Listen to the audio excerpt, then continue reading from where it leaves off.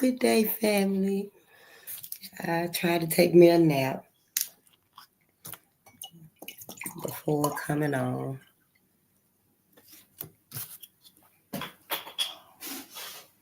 Got my water. It's so good to see you.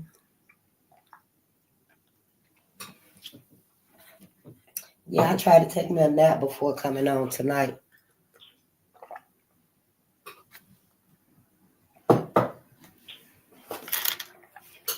Let's see.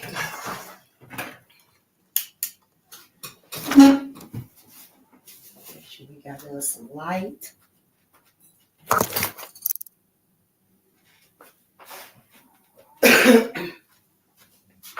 I was watching this one video. Where's my book at? And yeah, I guess we'll watch it. It was good. It's so good to see you. Yeah, I'm still sleeping. Listening and learning. How you doing, Kelvin? It's so good to see you, my brother. I know, right? And look, we on chapter 2. Oh, man. But it's a worthy cause. It's very worthy to me. Sometimes it's a little daunting on me and stuff, but yeah, this what I must do and stuff. So ain't no need in putting it off. And ain't like if I don't come on tonight and stuff, tomorrow we'll be on chapter 3. Chapter 3, we'll still be on chapter 2. So yeah, now we're reading. They Were Her Property, and these are the new books that we got in. One of the new books that we got in, and we really just started it. It's very graphic too, it seems like it. We just in the first chapter though. It's so good to see you all, Kevin. I know, let's get started. I am Face the Nation. We are on Bolden Unchained, and we're here to assist Black America. Black America. What's wrong with Black America? That's my only question to answer at this point in time. What's wrong with my people? Why can't we come together? At a time like now, even little kids see it. Animals are waking up. Everything is waking up. Animals are even seeking out help for other animals and for each other. It seems like everything is getting on code with, with pro-life and saving life, helping life. Everything seems to be, on code but us. We having a hard time doing that. Oh, these are so pretty. Look. We having a hard time doing that, and I want to know why. Why are we having a hard time? We've always had a hard time with each other and stuff, and it's been going on too long, and it's time to find out why and break that curse off of us, because we need each other. We all we got. We all we got. It ain't nobody else at this point in time. Ain't never been nobody else, and it never will be anybody else that could take the place of each of us in our lives, who we meant to be while we here on this earth. We can find contentment and happiness, with other people and stuff, and anybody can. But we supposed to be together. We are supposed to be together. We are supposed to be teaching each other, healing each other, and our people. We're supposed to have our ancestors in the middle of our lives, our decisions, our choices. We're supposed to have our ancestors there too.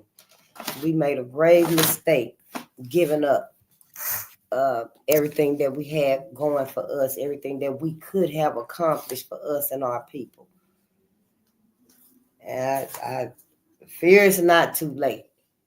I hope it's not too late. I don't think it is. I know I'm the last one at this fight.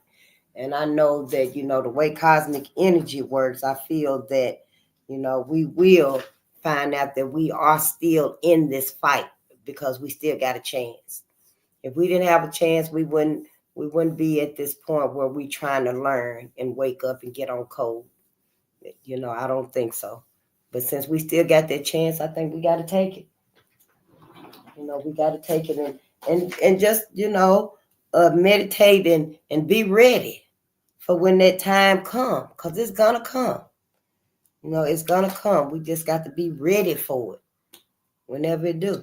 And that's with each other. We got to be able to face each other and love on each other. And I could do that. We could do that. It ain't gonna kill us. We used to do that. We used to have love and empathy for us and compassion for us, loyalty to us. And so, yeah, we look at through a spiritual lens of loyalty, resilience, and education. Because I think we need to know who are we loyal to. Black America needs to decide who are we loyal to. I know the first thing we're going to say is our higher power, with our due respect to whoever your higher power is. And we leave it at that, but that's not enough. That's not enough. You leaving your ancestors out of that whole abundance and prosperity. And we can't leave our ancestors out of nothing no more. You got to put them in there too. You got to give them credit. You got to honor them. You got to be loyal to them. And it shouldn't take away from your higher power to add your essence to your ancestors. It shouldn't take away from your higher power.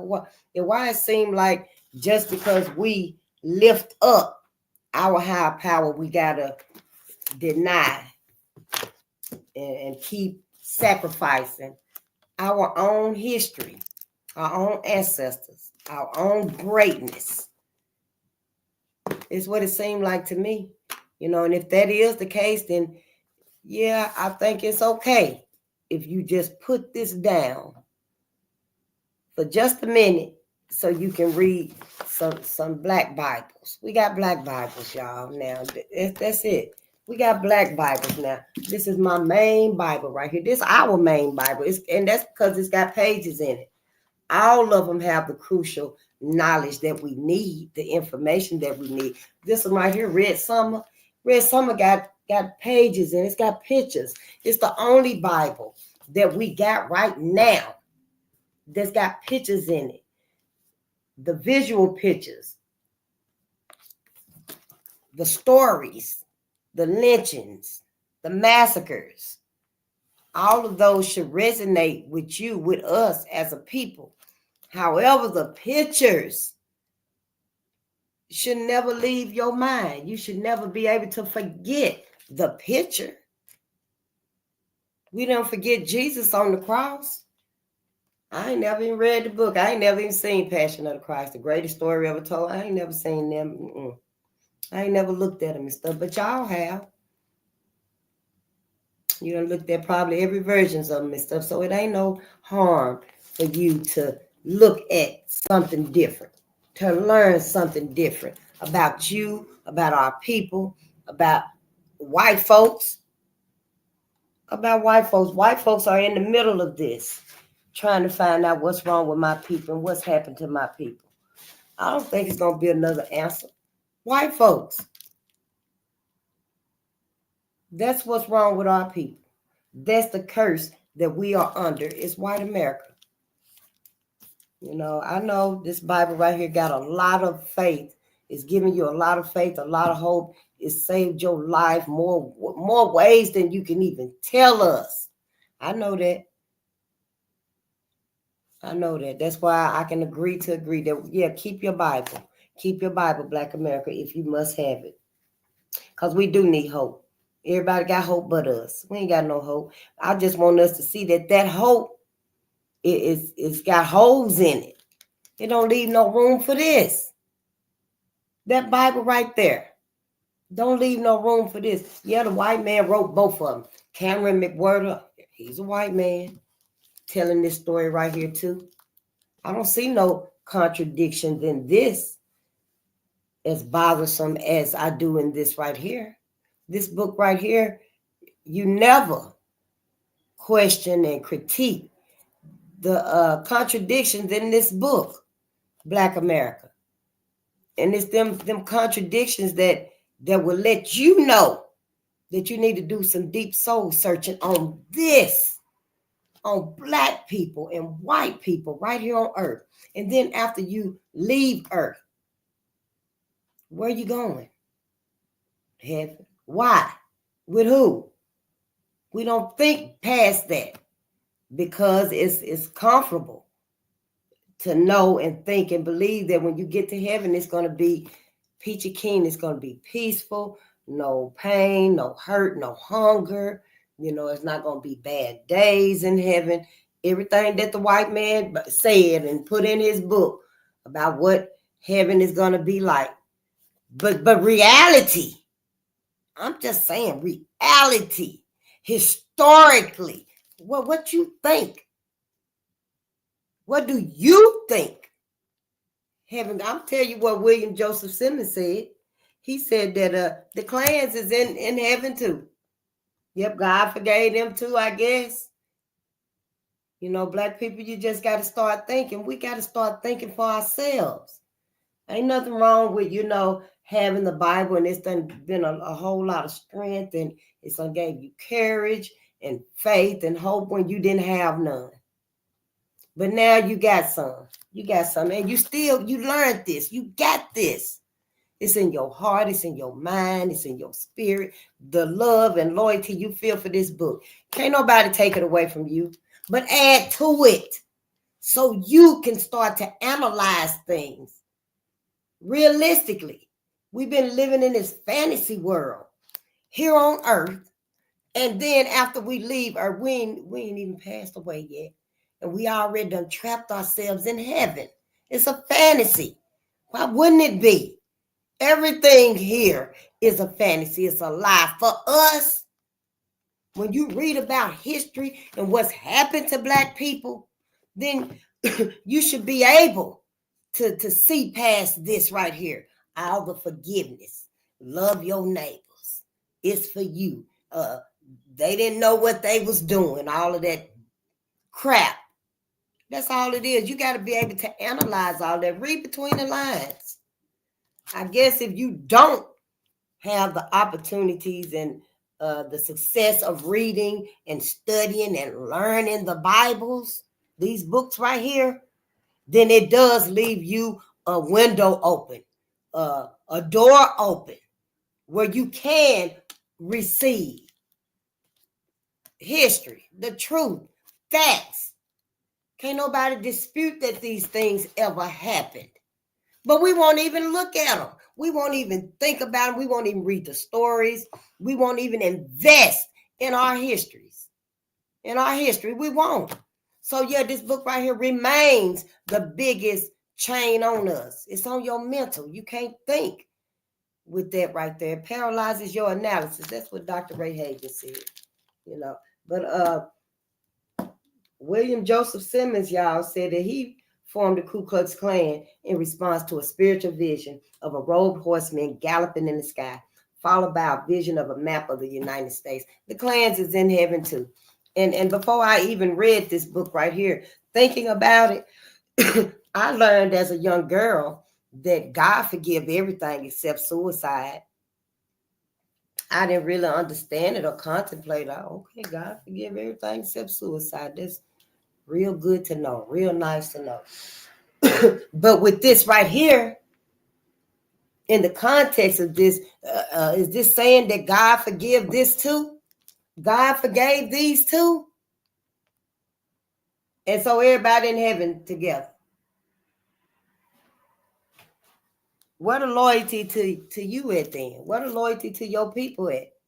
All these men right here looking the lynchings in the Duluth, Isaac McGee. Where is the loyalty to them at?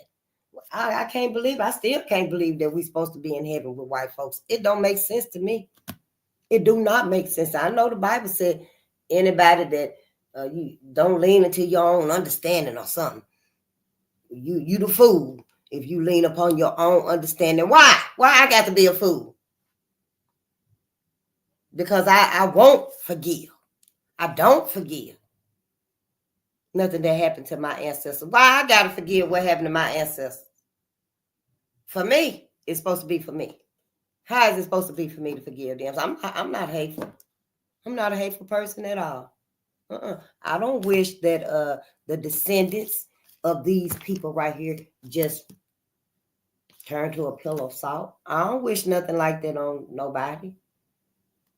I wish their ass would wake up and give back what they are reaping, the theft of the stolen goods that they are reaping, that this systemic racism, it just keeps bleeding dry from Black people, from Black America. But the cosmos can take care of that. I got faith that the cosmos will take care of that, and the ancestors will be back for this. If anybody's coming back, it's the ancestors. As hard as it is to believe, Black America, you better know your ancestors when they come back, when they show themselves. Cesario Borgio, that white Jesus, his ass do come back. And he's a whole lot late. His ass late. Yeah, he is late. That's white folks say, oh, he might be a little late, but he always on time talking about God, Jesus, or whatever. No, I think it's safe to say, no, he very late for our people. These things are still happening. White America is still perpetrating these acts in these books right here.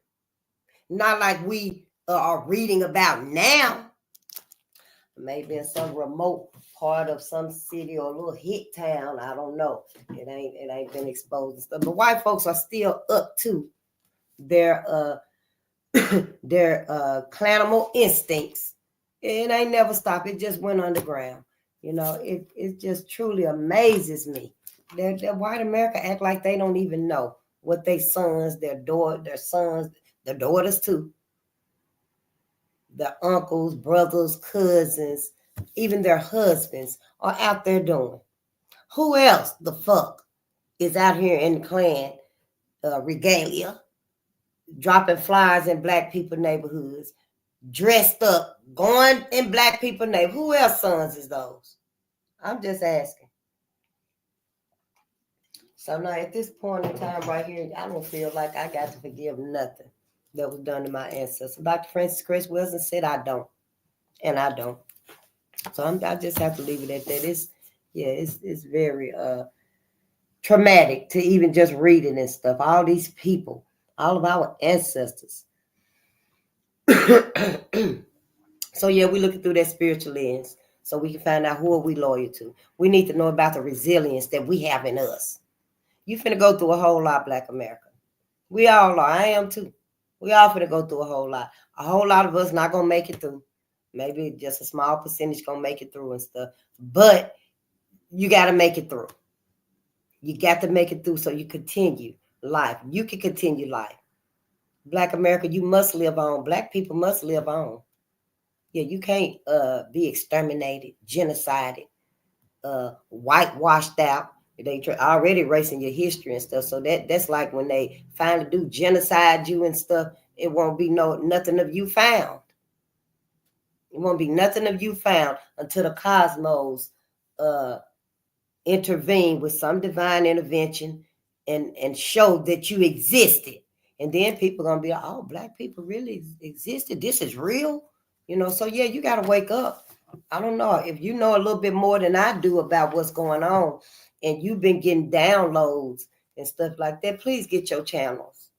Please get your channels so you can let us know what's going on and stuff. Because a lot of it we truly don't have no idea because our mind is so blocked. Our thought processes is blocked. We can't think. We can't be critical about what we need to know right now in these times, y'all. These things is not happening out here just because. This is not no conspiracy theory. I really want to know, hell, did the motherfuckers put a time limit on slavery? I do want to know. I mean, let's not be hit with this at the last minute. And ain't nobody even thought about it. But what does all this shit mean then? I mean, shit, hell, ask they motherfucking asses. Shit, somebody say something. And if somebody did ask the question and found out that no, it wasn't no time limit on slavery face, then what the fuck is going on? Why ain't nobody asked what's going on with all of this and stuff? You know, I know. I'm ready to just get the fuck away from white America. Get the hell up out of their matrix. You do what you want to do with your life and your people. Just keep us out of it. The rest of the world and stuff, if y'all want to be in cahoots with America and this futuristic fantasy that's being built up for future life. Why? Why would you want to do it and stuff when you know everybody know this is anti-life? You only got pro-life and anti-life. You only got left and right. You only got up and down, well, with exception to diagonal, and you got hot and cold with exception to lukewarm. But you get what I'm saying. You got to choose your side and stuff. You can't keep just straddling the fence. Not about us. Oh, let me get the copyright disclaimer out the way. While we can read this right here. Copyright disclaimer under 107. All these is all falling apart. Copyright disclaimer under 107 of the Copyright Act 1976. Allowance is made for fair use for purposes such as criticism, comment, news reporting, teaching, scholarship, and research. Fair uses are used permitted by copyright statute that might otherwise be infringing. Non-profit, educational, or personal use tips the balance in favor of fair use. We just gonna get right into reading tonight. Yep. I done gave our disclaimer and who I am, and I just love y'all. And I ain't opened it yet. Your gifts, your perks, I have not opened them yet because there's 2 in here.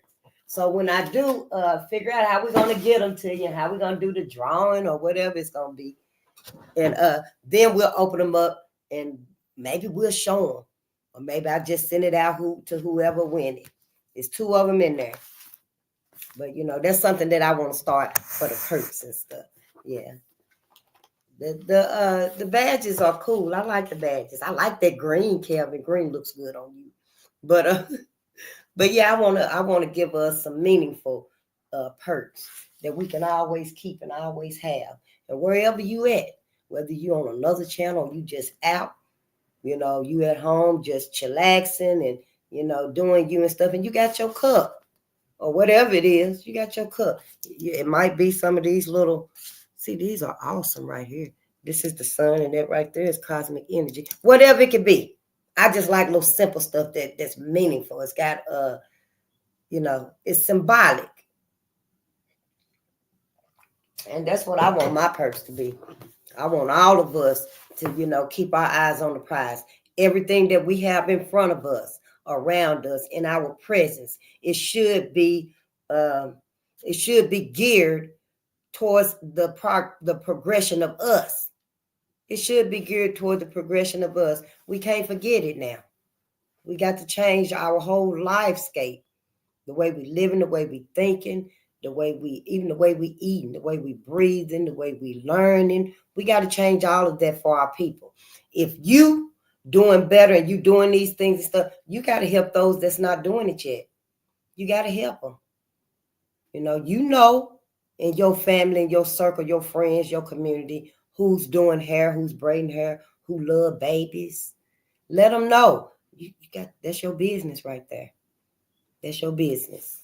So we could get started and stuff. We got to be able to survive without being under white America. And, it's enough of our skills that all of them are needed. You can't never have too many daycares. We can't never have too many readers. That's what I do, read. We can't never have too many readers. We can't never have too many braiders to braid hair and stuff, too many cleaners, whatever your gift is, your skill is from the cosmos. We can't never have too many of them. We need all of us. We do.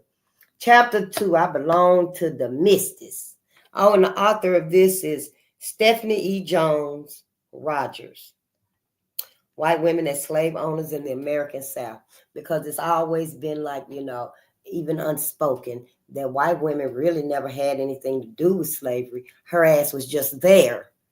And all the slaves knew that Mrs. did not want master to do them things to you.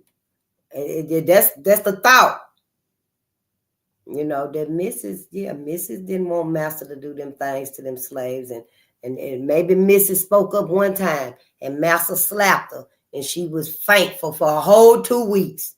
So she never tried to stop anything that was happening to the slaves. That sounds good. And it protects white women from having that evilness to them. It sounds good. You know, you can really believe that about white women and stuff. No, I can't believe you would ever do them things that white men did. I think white men themselves agreed that, hey, yeah, we if we can, we're gonna shield you, white woman, from having done all of these things. We're gonna shield you. We're not gonna make you seem like the one that orchestrated all these lynchings and these massacres. And maybe she didn't, but her ass was there. She was in the rooms when they were talked about, when they were playing. She was at the lynchings when they were happening, pregnant, big with baby. She brought the kids with her and the baby in her to the lynchings and stuff. The whole portrayal of white women just being an extension of the white man, just being the missus on the plantation. It was totally wrong. It was totally wrong. And we ain't been in but one chapter in this book right here. Oh, prosperity. Because the other books didn't really focus on the women. They didn't really focus on women. They made mention of, like, you know, the pregnant women coming to the lynchings and stuff. They mentioned that, but they didn't go into detail and they didn't go into depth about the white woman's involvement in all of this. Now, this book right here, I forgot which one of y'all suggested this book, and I sure thank you. Because we got to learn this too.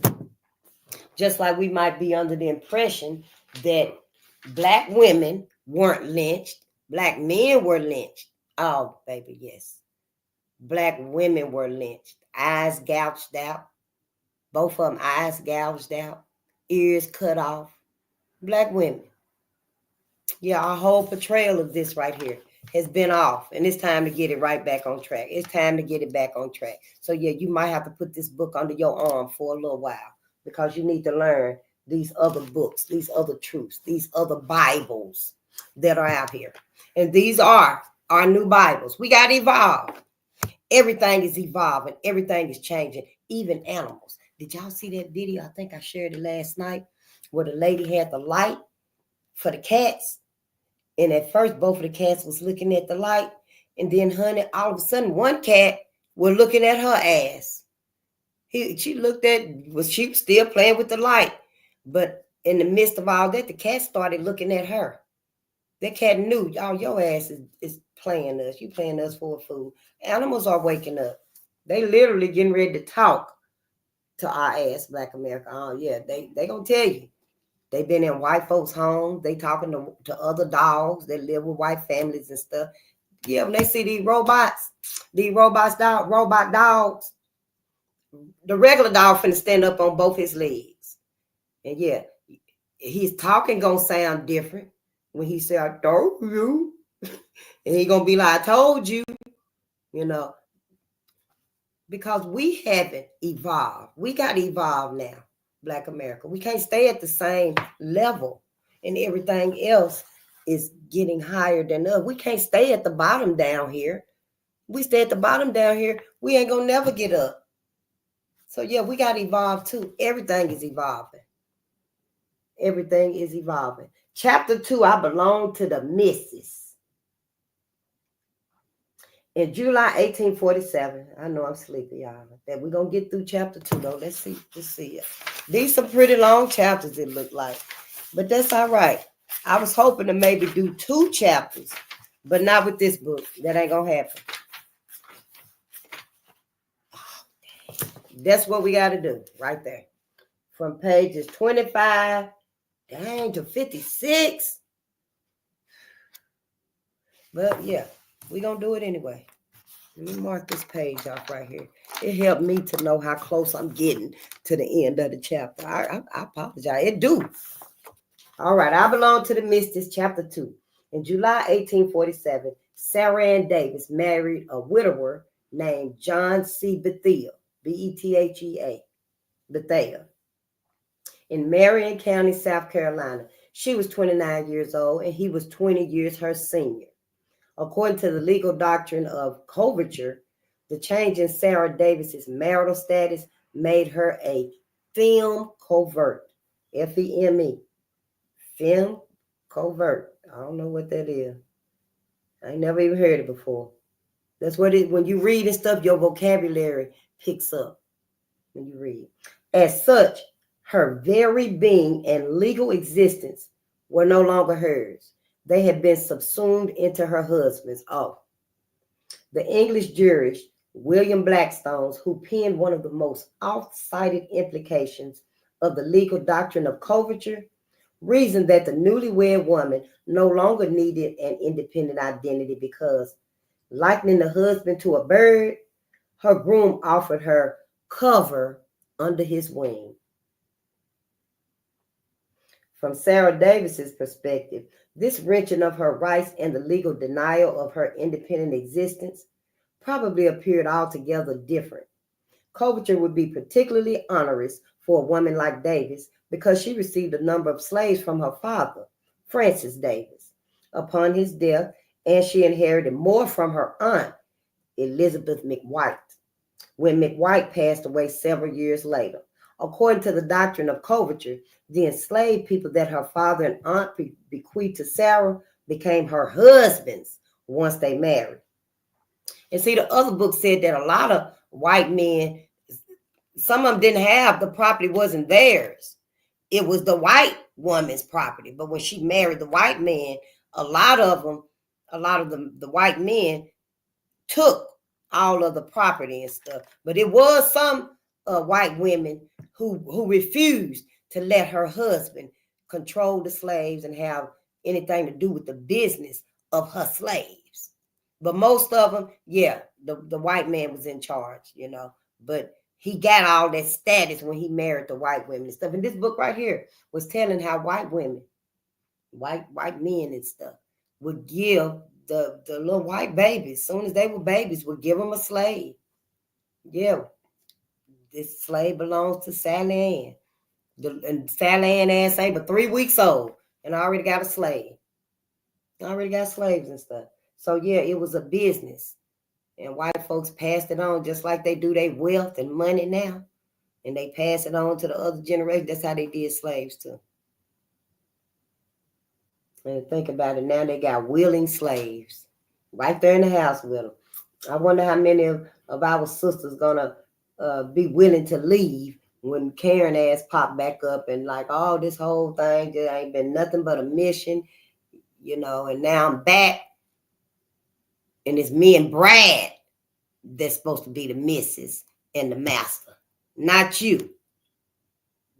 You ain't the wife no more. How's all that supposed to work out? Y'all don't know what this man trying to do in office. If you do, please tell your people. Please tell your people.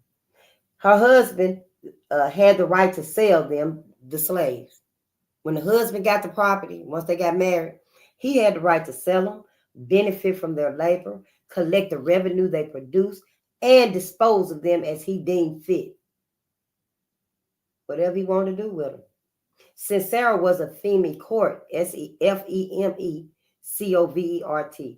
and she no longer owned or controlled her property, she had no right to even sell her slaves either. The master had to do all that. The legal doctrine forbade her from engaging in commercial endeavors in her own name and without her husband's permission. She had to go through him to do anything with her own slaves. Oh, wow, that fantasy of white women loving black men and stuff, is it because they were pissed because all of a sudden the white man, the man they married, got all of their property. Yeah, it says it right here. Is that where white women decided, oh, we'll get y'all asses back?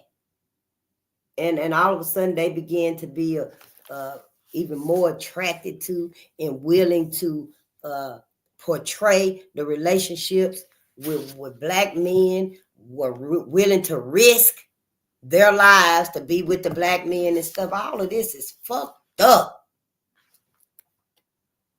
Because right here when I'm reading it, yeah, the white woman lost everything to the black man. She couldn't do nothing. This was legal. Yeah, the legal doctrine forbade her from engaging in commercial endeavors in her own name and without her husband's permission. If someone wronged her, she could not sue that person in court unless her husband joined her in petition and put forth the bill of complaint on her behalf. When Sarah made the choice to marry John, it was the last decision that she would freely make about her own life, at least until John died. Legally, John controlled her body and her property, and there were relatively few constraints on what she could do with either one of them. Assuming that Sarah and John adhered to the doctrine of coverture to the letter, this is how events were supposed to unfold on the Bethel plantation after they was wedded, after they was married. Sarah would hand over control of her slaves to John, who would employ, discipline, and even sell them at his own discretion. But Hester Hunter, Hester, Hester Hunter, a formerly enslaved woman whom Sarah owned, did not remember things this way. According to Hunter, Sarah had her niggas and John had his niggas, and anyone who saw them could easily differentiate between the two groups. Hunter vividly recalled that if a person visited the Bethel plantation, he or she could go through there and spot out the Sarah Davis niggas from the Bethel niggas as soon as you see them. This was no accident. Sarah's slaves were looked after in the right way. She cared for them. She cared for them when they were ill, made sure they ate well, and had their healthy meals prepared. In contrast to some slave owners in the South, Sarah made sure that the breakfast served to her slaves always contained meat. She also ensured that their clothes were well made and that they had a nice, clean place to sleep. She never allowed her slaves to lay down in rags. She did not compel them to work on Sunday, and she made sure that they took care of personal chores like washing and ironing on Saturday so that they did not have to do them on the Sabbath. And we know what the Sabbath was and stuff when the slave didn't have to go to the fields and stuff. They didn't have to work. So they come to the back of the plantation, and that's when they would preach the Bible. They would preach the Bible to you. And if you didn't want to come to the plantation and listen to the Bible, they would whip you. 10, 15 lashes? And your ass ain't got to come because now you can't come. Oh, they were so evil. Maybe they made you come after they whipped you. I don't know. Hopefully we'll get some more information on them things and stuff. How did that even happen? She did not even permit the enslaved children she owned to work at all, or at least in their early years. And Hunter remembered playing with her dolls in the backyard all the time I wanted. When asked about who handled, managed, and cared for the people Sarah owned, Hunter reinforced the fact that Sarah see about all this herself. Sarah see about all this herself. The distinctions between Sarah and John's slaves extended to their accommodations. According to Hunter, the quarters where the couple slaves slept were divided into two long rows. One housed the Davis niggas, and the homes of the Bethel niggas formed the other.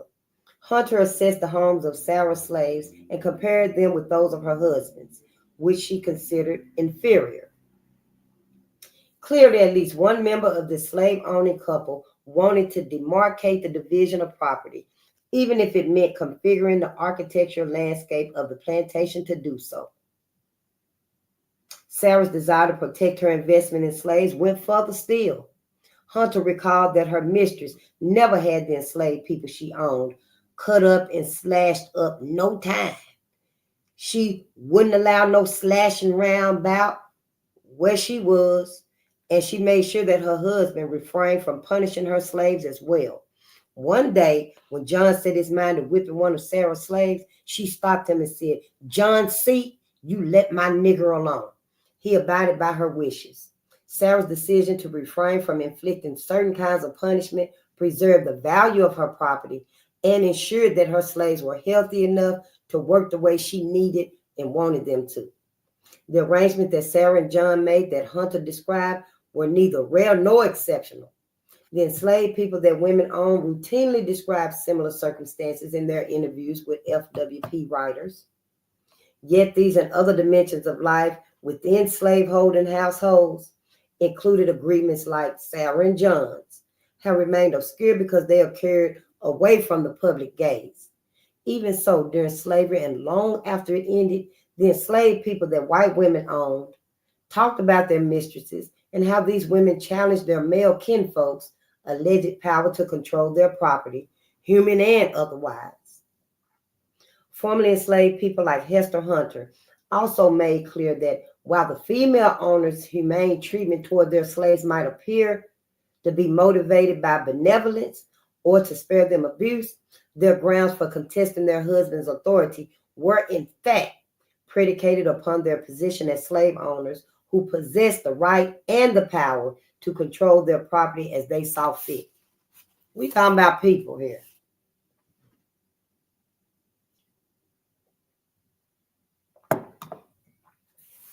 Formerly enslaved people also describe how their female owners' property status often formed the basis of marital conflicts, and how these women's economic ties to slavery, their legal titles to enslaved people, and the juridical, Juridical, juridical protection of their property rights configured the internal order of their households, and it influenced their interactions with individuals beyond them. Many of these women had inherited enslaved people, some when they themselves were infants and girls. Slave owning kin gave brides to be enslaved people as wedding gifts, which served to augment their economic investments in slavery at a time when historians contend that married women endured civil death and had no other choice but to resign themselves to their fate. Countless studies have chronicled the lives of married women in the slaveholding South who were indeed constrained by the legal doctrine of coverture. But some wives found ways to circumvent the constraints that coverture imposed. For them, relinquishing the control they had cultivated since girlhood was not something they were willing to do without a fight. Marriage did not constitute civil death for these women. It marked another important life transition that allowed them to put the strategies of slave management and discipline that they learned as girls into practice, and to increase their control over enslaved people. The recollections of formerly enslaved people include descriptions of how slave-owning women sought to protect their human property within and near their households, and laid bare the confrontations and conflicts that ensued as a consequence. Yet people within and far beyond Southern households routinely acknowledged that women in slaveholding households could in fact be slave owners in their own right, who had the authority to control and dispose of the enslaved people they owned as deemed appropriate. The actions of community members and representatives of the state also revealed that individuals outside the household acknowledged the legal title that even married women had to their slaves. Slave catchers captured runaway slaves for female owners and took them to local jailers, who subsequently called upon these women, not their husbands, to retrieve their property. Newspapers routinely included women's advertisements concerning runaways, which identified them as lawful owners of those enslaved people, and it offered rewards for their capture and their return. Women were counted among the slave owners enumerated in the schedule of slave inhabitants. Women were counted among the slave owners enumerated in the schedule of slave inhabitants, which contained data collected as part of the 1850 and 1860 U.S. federal censuses.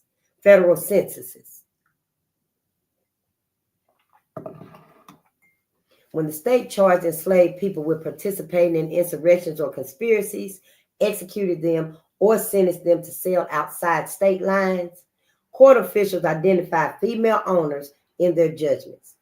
Special committees often awarded these same women compensation for the loss of their human property. And if the amount proved disappointing, slave-owning women would petition the court for more. Judges issued legal orders calling on women to have their slaves report to court in order to testify in cases against other enslaved people. Municipal officials compensated slave-owning women for the labor of enslaved people who assisted with public works.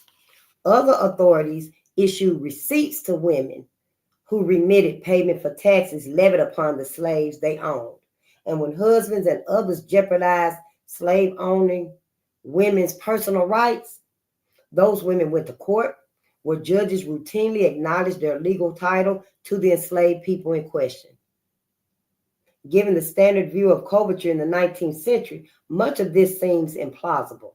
But truth be told, the doctrine of coverture was a legal fiction, and an imperfect one at that. And legislators, and court officials seem to know it. As the historian Marilyn Salmon has aptly observed, it is premised upon the idea of marriage in which men always acted wisely and fairly, and assumed the role of patriarch and household head with almost perfect precision. Legal cases made it clear that ideal marriages were rarely achieved, and property women often found themselves in dire circumstances as a consequence of their husband's poor judgment, misdeeds, and misfortunes. Jurist, the historian Hendrik Hartog, Hendrik, Hendrik, Hendrik, Hartog,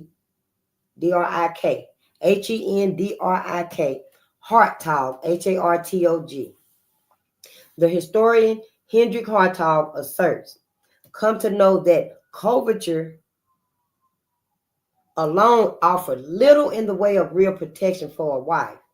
This was especially true during and after the economic panics of 1819 and 1837, financial catastrophes that left many Southern men insolvent. Oh, I remember I meant to look at this movie called Green Solvent. And I'm gonna seeing that word right there, I'm gonna look it up and see if I can find it. Under common law, when married men failed in their commercial and agricultural ventures, their creditors could seize their wives' estates to satisfy them debts.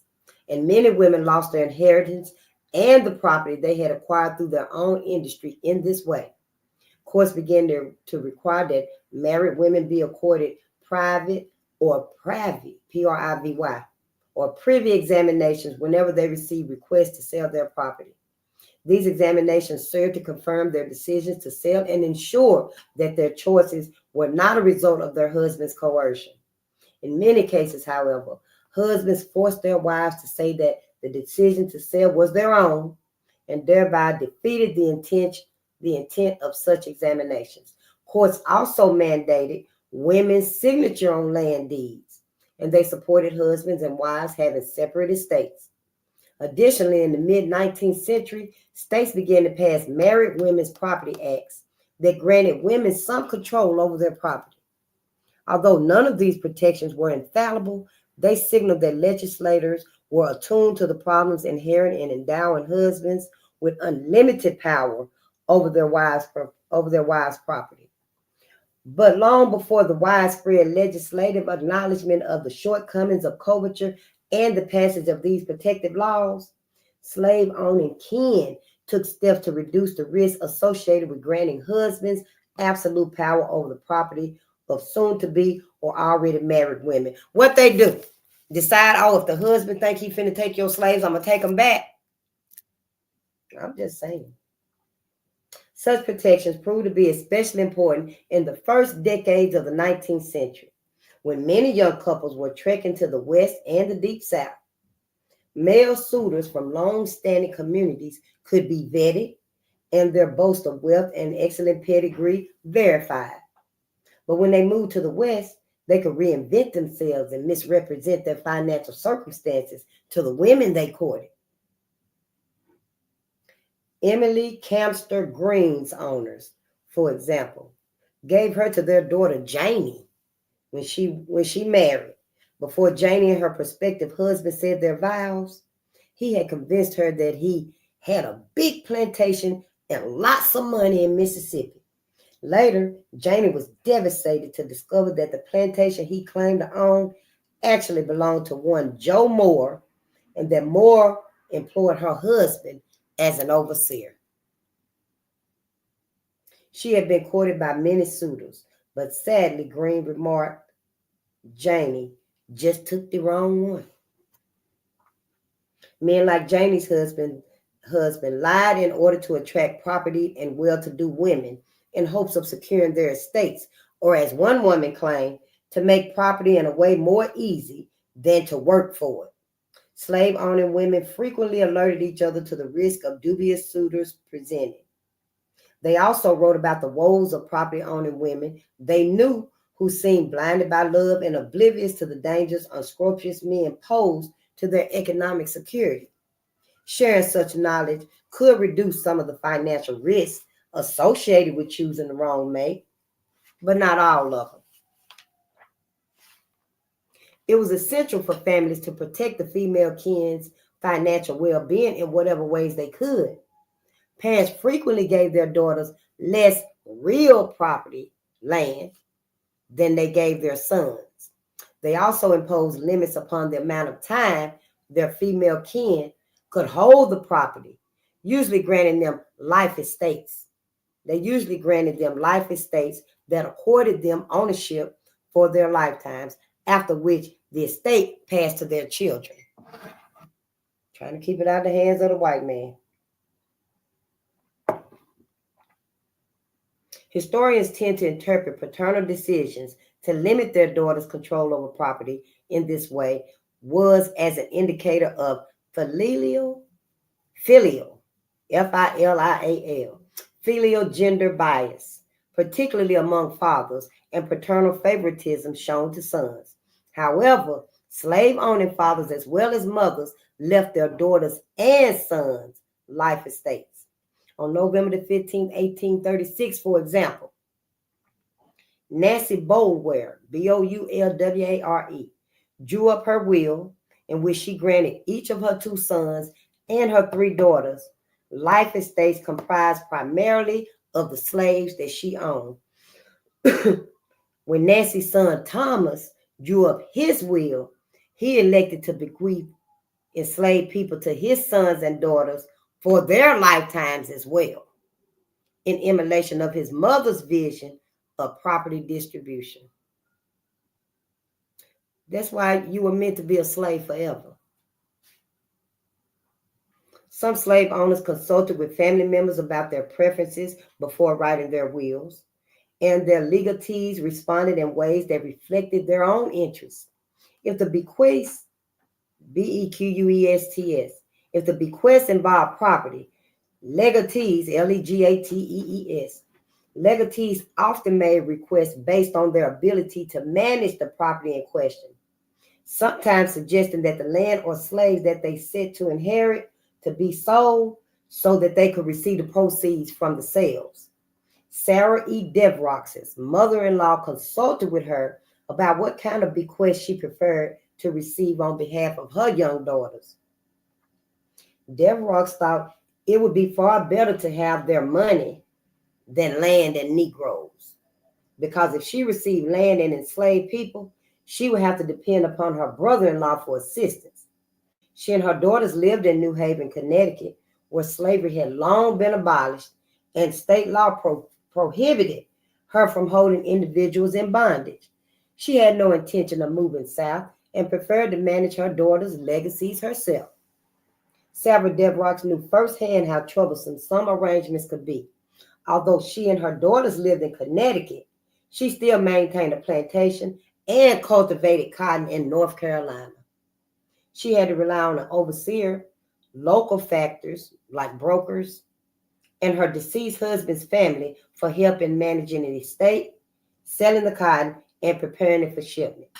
They would send Devrox updates, but she also kept herself informed about the cotton market and drew upon the knowledge she gained when she wrote to her brother-in-law regarding her concerns about the current price of cotton in the overseas market. So when considering her daughter's inheritances, she hoped to avoid similar cross-regional endeavors if she could. These scenarios suggest that when elders devised their wills, many considerations influenced their bequests, such as whether slavery existed in the states where their heirs resided, or how best to frame bequests that involve minor children. Testators, Testators, Testators then could decide to bequeath their property in ways that had little or nothing to do with a bias against heresies or ideas about female ineptitude. Among the most important steps a woman and her family could take to circumvent the constraints of coverture were devising an anti-nuptial, like prenuptial, you know the word, prenup. Well, this right here is anti-nuptial, ANTENUPTIAL, or marriage contract, which resembled a modern-day prenuptial agreement, or drawing up deeds of gifts, deeds of trust, and wills that granted her control over all property she already owned or would acquire during her marriage. Although the historian Michael B. Duggan, Dougan, claims that antenuptial agreements were legally valid but not practically useful and of little use to young couples just starting out, and another historian, Woody Holton, argues that trust estates did not grant women separate property at all. Both of these proved to be true only under certain conditions. Looking closely at the language of such agreements, we can see that women and their families constructed them in ways that forbade the present and future husbands from having any control over their property. A husband could not dispose of it, and the property was not liable to seizure for his debts. Some trust deeds went even further, requiring trustees to consult with the female beneficiary before they made any changes to the estate and to obtain her consent before altering the trust in any way. Others added language that granted the woman all the income the property and the trust produced, as well as the power to control the property, dispose of it, to mortgage it, or to buy more property as she saw fit, even though she had a trustee. The people drawing up such documents were as specific as possible with itemizing the property and assets involved, because they understood that omissions could lead to the seizure of any property not explicitly included.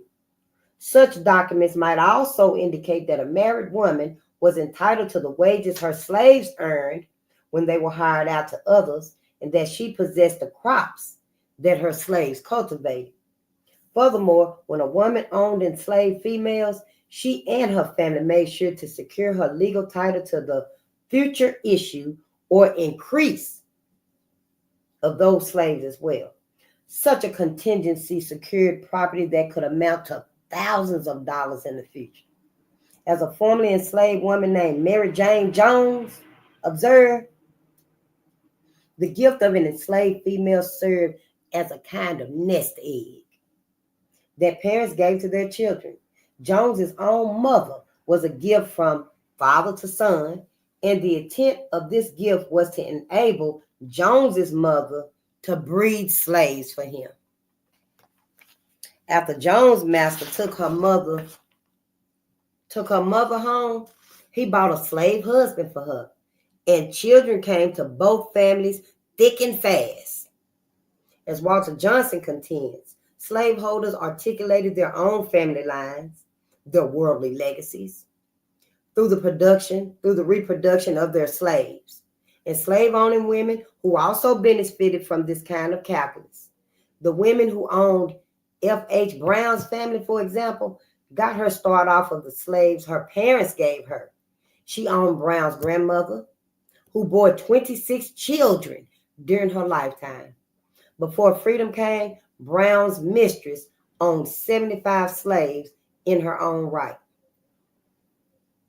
Close examination of the stipulation and clauses included in these documents reveals how practically useful these contracts could be for slave-owning women and the preservation of their property rights after marriage. Sarah Welsh's marriage agreement with her husband, Dennis, not only protected her property, it established her legal right to own, control, sell, and bequeath it in any way she considered appropriate.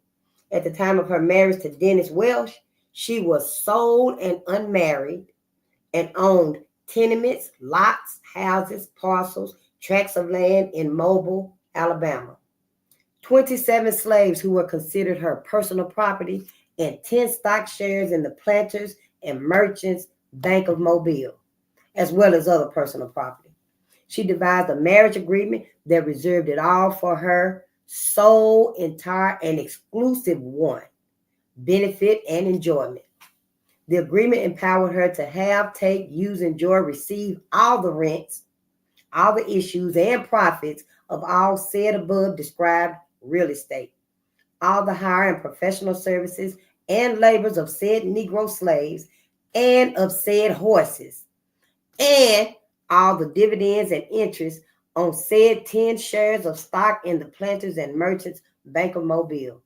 It also specified that she should in no manner be interrupted in her full, sole, and exclusive use and enjoyment, management and control, and disposition of the same. She appointed Richard Redwood as her trustee and granted him the authority to sell, rent, hire, or otherwise dispose of her property, but only as she may think proper and may direct. Additionally, she specified that he could do so only with her written request, fully given in the presence of 6 reputable persons and in the absence of the said Dennis, her husband. She reserved the right to draw up a will and to give, divide, and bequeath to any person or persons all or any part of her property as she may think proper, to ensure that her husband did not defeat, obstruct, or impede the true intent and meaning of her will. She required that it be duly signed, sealed, and executed, published, and declared in his absence, and in the presence of 4 reputable persons, one of whom shall be a clergyman. Dennis agreed to all the terms and signed the contract. The months and days preceding the wedding ceremony were critical for a slave-owning woman because she had to decide whether she trusted her prospective husband's professions of love, sobriety, financial security, and strong ethics enough to enter into a marriage without a contract like Sarah Welch's, or whether to err on the side of caution and insist on a settlement that protected her interests. Such decisions were not easy, in part because prospective husbands could be reluctant or outright opposed to such provisions. A woman who confronted a recalcitrant fiancé could issue an ultimatum, making the marriage conditional upon his acceptance of the marital settlement. A marriage settlement was especially important when a woman did not know the details of her future husband's past. Mary Williams, for example, had inherited a considerable estate from her deceased parents that she possessed in her own right. When William Williams proposed marriage, he was a widower with a large family and a sizable amount of debt. Knowing this and not wanting to risk her own financial stability, Mary had utterly refused to accept Williams' proposal unless he agreed to a marriage contract or settlement that would reserve to her for her own benefit her property of every description and money, and choses in action the personal property of every description. In short, all that was hers in her own right. She also insisted that their contract emancipate her 2 slaves upon her death. Her goal was not merely to ensure that she had complete control over her property while she was living, but also to ensure that it would not be subsumed into William's estate if he were to die before her, as the law required. Slave-owning widows who considered remarrying were especially keen to approach these decisions cautiously and sought to protect their property from possible misjudgments. They often made their second and third marriages contingent upon antenuptial agreements. Eliza Strickland was a widow who owned land, slaves, and other personal property ample to her respectable and comfortable support and maintenance. She was engaged to Barnabas Strickland and described him, when she later hauled him into court, as a stranger recently from the state of Georgia, who was introduced to her as a churchman of the Baptist denomination, a man of specious manners and a respectable appearance and a minister of the gospel. Yet, because she was ignorant of his financial circumstances, she consented to marry him only on condition that by an antenuptial contract, her property should settle upon her absolutely as the sole and separate estate. As her sole and separate estate, he had nothing to do with it. This, she contended, was an act of precaution. Her apprehensions proved justified. It proved justified when she learned that he was heavily indebted to people in his home state.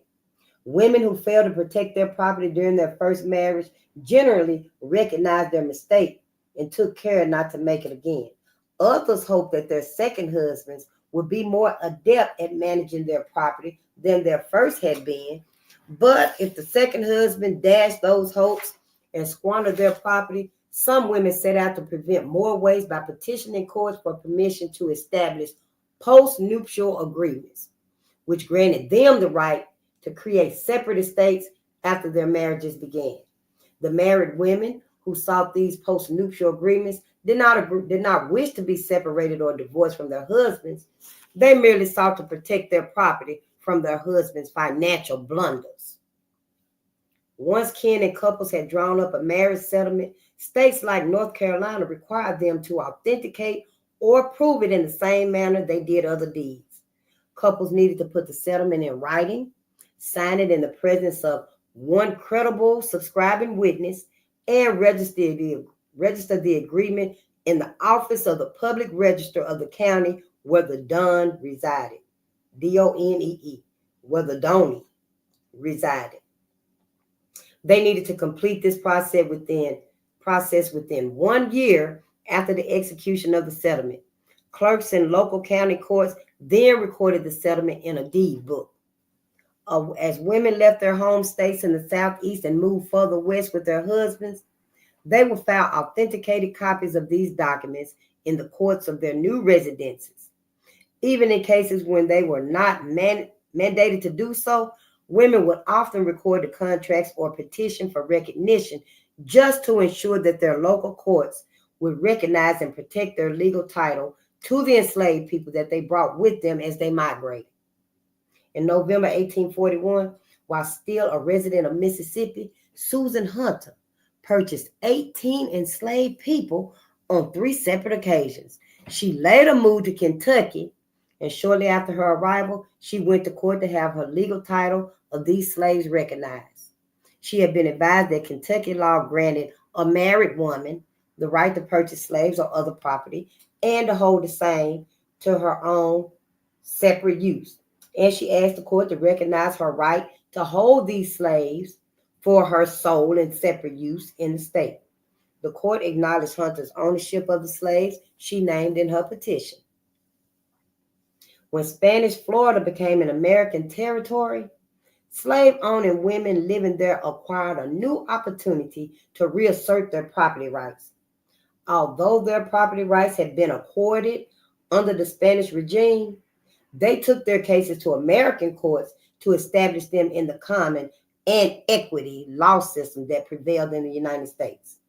In 1831, Victoria Lee Sassier, or it might be Victoria Leigh Sassier, Sassier, entered the Escambia County Courthouse in Pensacola to inform the court that she had no intention of relinquishing her property rights. In her petition to the Superior Court of West Florida, she stated that by the laws of the Spanish monarchy subsisting and enforced in the province of West Florida prior to the year 1822, she was entitled to her separate property independent of the control and disposition of her husband. And this right had in no wise been changed by the transfer of the province to the United States. She also told the court that the said property was secured to her by the Treaty of Cession and by an act of the Legislative Council in the year 1824. The court recognized and upheld her right to hold separate property, which included 20 enslaved men, women, and children. In Louisiana, where civil law prevailed, The state system of property law also allowed married women to hold certain kinds of property in their own names, to control it, and to dispose of it without special provisions. Even so, women in the state often insisted on signing anti-nuptial contracts with their future husbands, and they also sometimes sued their husbands for a separation of property after they married. A separation of property was a provision that allowed a married woman to legally separate her property from that of her husband. But married women who sought a separation of property to prove that their husband's pecuniary affairs, Pecuniary, pecuniary affairs, fiscal mismanagement, or economic circumstances jeopardized their own property and economic well-being. One such form of evidence was a husband's indebtedness to his wife or his misuse of her paraphernal, Paraphernal, or his misuse of her paraphernal, separate, or her dotal, Dotal, the dower, or her dower property, which she would continue to own after the marriage, but would have placed under his management. She still owned it, but he managing it. When courts granted such requests, these women were legally empowered to control their movable property and administer to it as they saw fit. Although the law did not immediately grant them the right to do this with their immovable property, it contained a contingency clause that allowed them to do so with their husband's consent or with the court's permission if their husbands refused. It might seem logical to assume that enslaved people would fit the definition of movable property, but in fact, they were considered attached to the land and thereby legally immovable. Women who lived in Louisiana thus had to complete extra steps to secure and maintain control over the slaves they owned, and many did. That was said, many did. Once a married Louisiana woman had legally separated her property from her husband's, the court required her to publish a notice of the separation in English and French at least 3 times in 2 local newspapers. These notices included the date of the judgment, the names of the plaintiff, the wife, and the defendant, the husband, the case or the docket number, a statement about the nature of the suit, the amount of money the wife sought to recover from her husband to repay his debt to her, the nature of the judgment, the judge's name, and the verification by the deputy clerk. Separation of property notices published in local newspapers were critical because they served to alert the couple's community and their creditors about the change in the wife's legal status and her newly expanded control over her property. It was imperative for a married woman to make sure that the notice was published because doing so reduced the likelihood that her husband's creditors could challenge the legitimacy of her separate property status and seize her assets to pay her husband's debt, something that happened frequently. When creditors seized what they thought was Walter Turnbull's property to satisfy an outstanding debt, his wife, Matilda, filed an injunction preventing them from taking further action because she rightfully claimed the property belonged to her. Walter Turnbull's creditors rejected her assertion and stated that her separation of property was null and void because she had not published a notice of the court's judgment in local newspapers as the law required. The lower court agreed with the creditors, and Matilda appealed. Her counsel presented all the evidence reviewed by the 6th District Court to the Louisiana Supreme Court, which ruled that while she should have published the notice in a timely manner, the judgment of separation unattended by publication was not ipso facto void. IPSO FACTO VOID. Ipso facto void, and the court thereby annulled, avoided, or reversed the lower court's ruling. Matilda's separation of property was upheld and her injunction reinstated. Some other women were not so lucky. Separation of property notices publicized husbands' indebtedness to their dependents for friends and foes to see. longtime citizens of Louisiana would probably know that a separation of property case had been filed because the wife believed that her husband's finances and commercial behavior threatened her economic stability.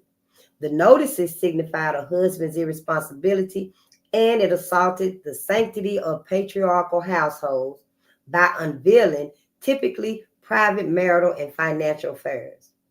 Yet Southern women filed them regardless. Rulings on separations of property and the subsequent publication of the notices undoubtedly delivered a severe blow to many a husband's ego. Charles N. Rowley, Rowley, was so appalled by the court's decision to grant his wife Jane a separation of property that he challenged the judge to a duel and killed him. Yep. Do we want to read that? We may will. Throughout the antebellum period, married women consistently asserted their rights to own and control human property without their husband's interference. And they exercised those rights as well.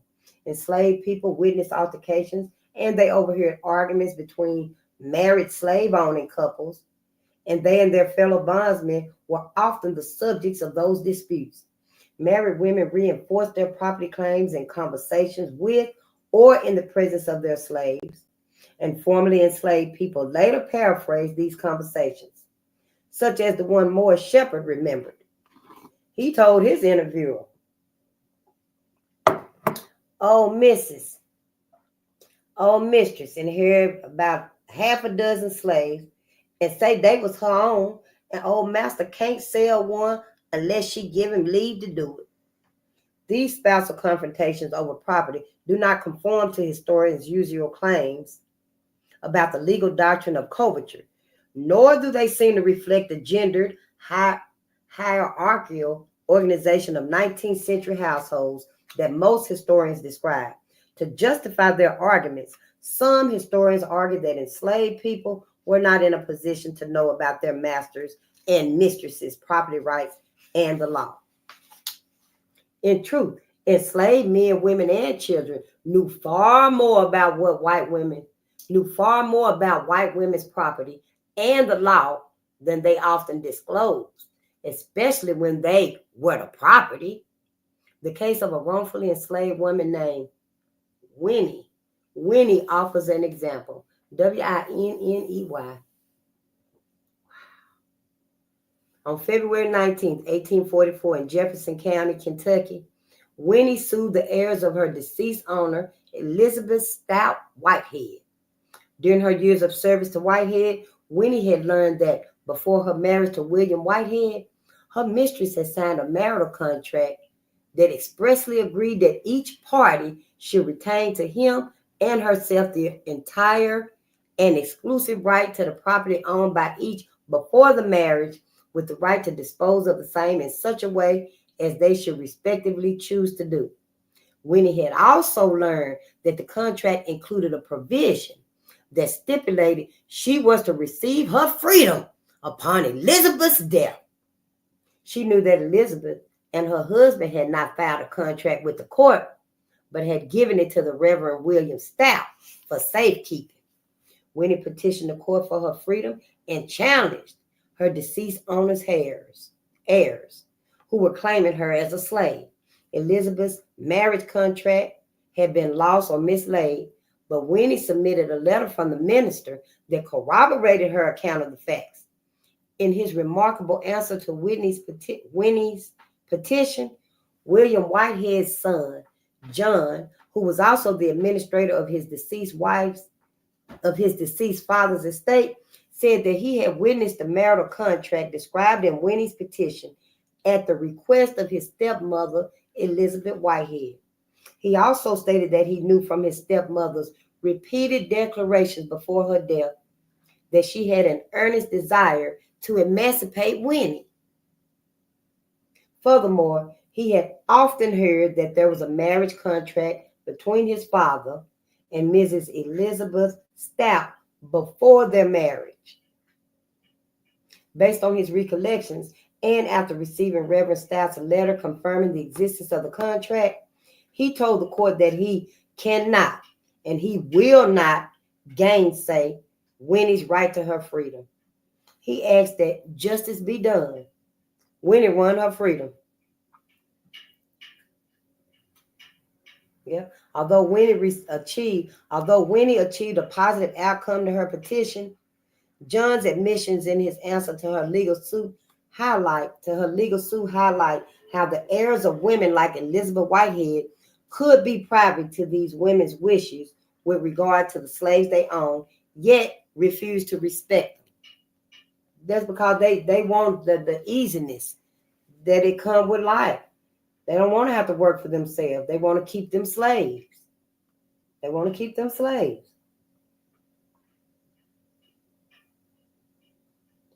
Well before John Whitehead became his father's administrator, he knew that the marital contract between William and Elizabeth existed, and he possessed firsthand knowledge of his stepmother's desire to see Winnie free after her death. And yet, when he drafted the inventory of his father's estate, he listed Winnie as a slave and made no subsequent arrangements to free her. John Whitehead's initial decision to ignore his stepmother's wishes illustrates a common obstacle that enslaved people such as Winnie had to overcome. It also compels us to reconsider his seemingly benevolent response to Winnie's legal complaint and approach similar declarations with caution. Winnie was one of many enslaved individuals who petitioned the courts for freedom based on their understanding of the terms set forth in their deceased owners' wills or the marital agreements. But even more enslaved and formerly enslaved people who never entered Southern courts were aware that their female owners had protected their ownership rights with similar legal instruments. The reflections and remembrances of these individuals revealed that enslaved people knew a great deal about women's property rights and the law. See, you know a lot. You just got to know where you come from. Even in oppression, you can see it, the brilliance in our people and stuff, the resilience. As the fugitive slave and later abolitionist James W.C. Pennington noted, every change in the financial, social, and personal affairs of a slave owner and his or her children could have traumatic consequences for enslaved people. An enslaved person's familial and community stability was inextricably linked to his or her owner's solvency and decisions about the disposal of their wealth. Out of necessity, African Americans came to understand critical features of Southern law.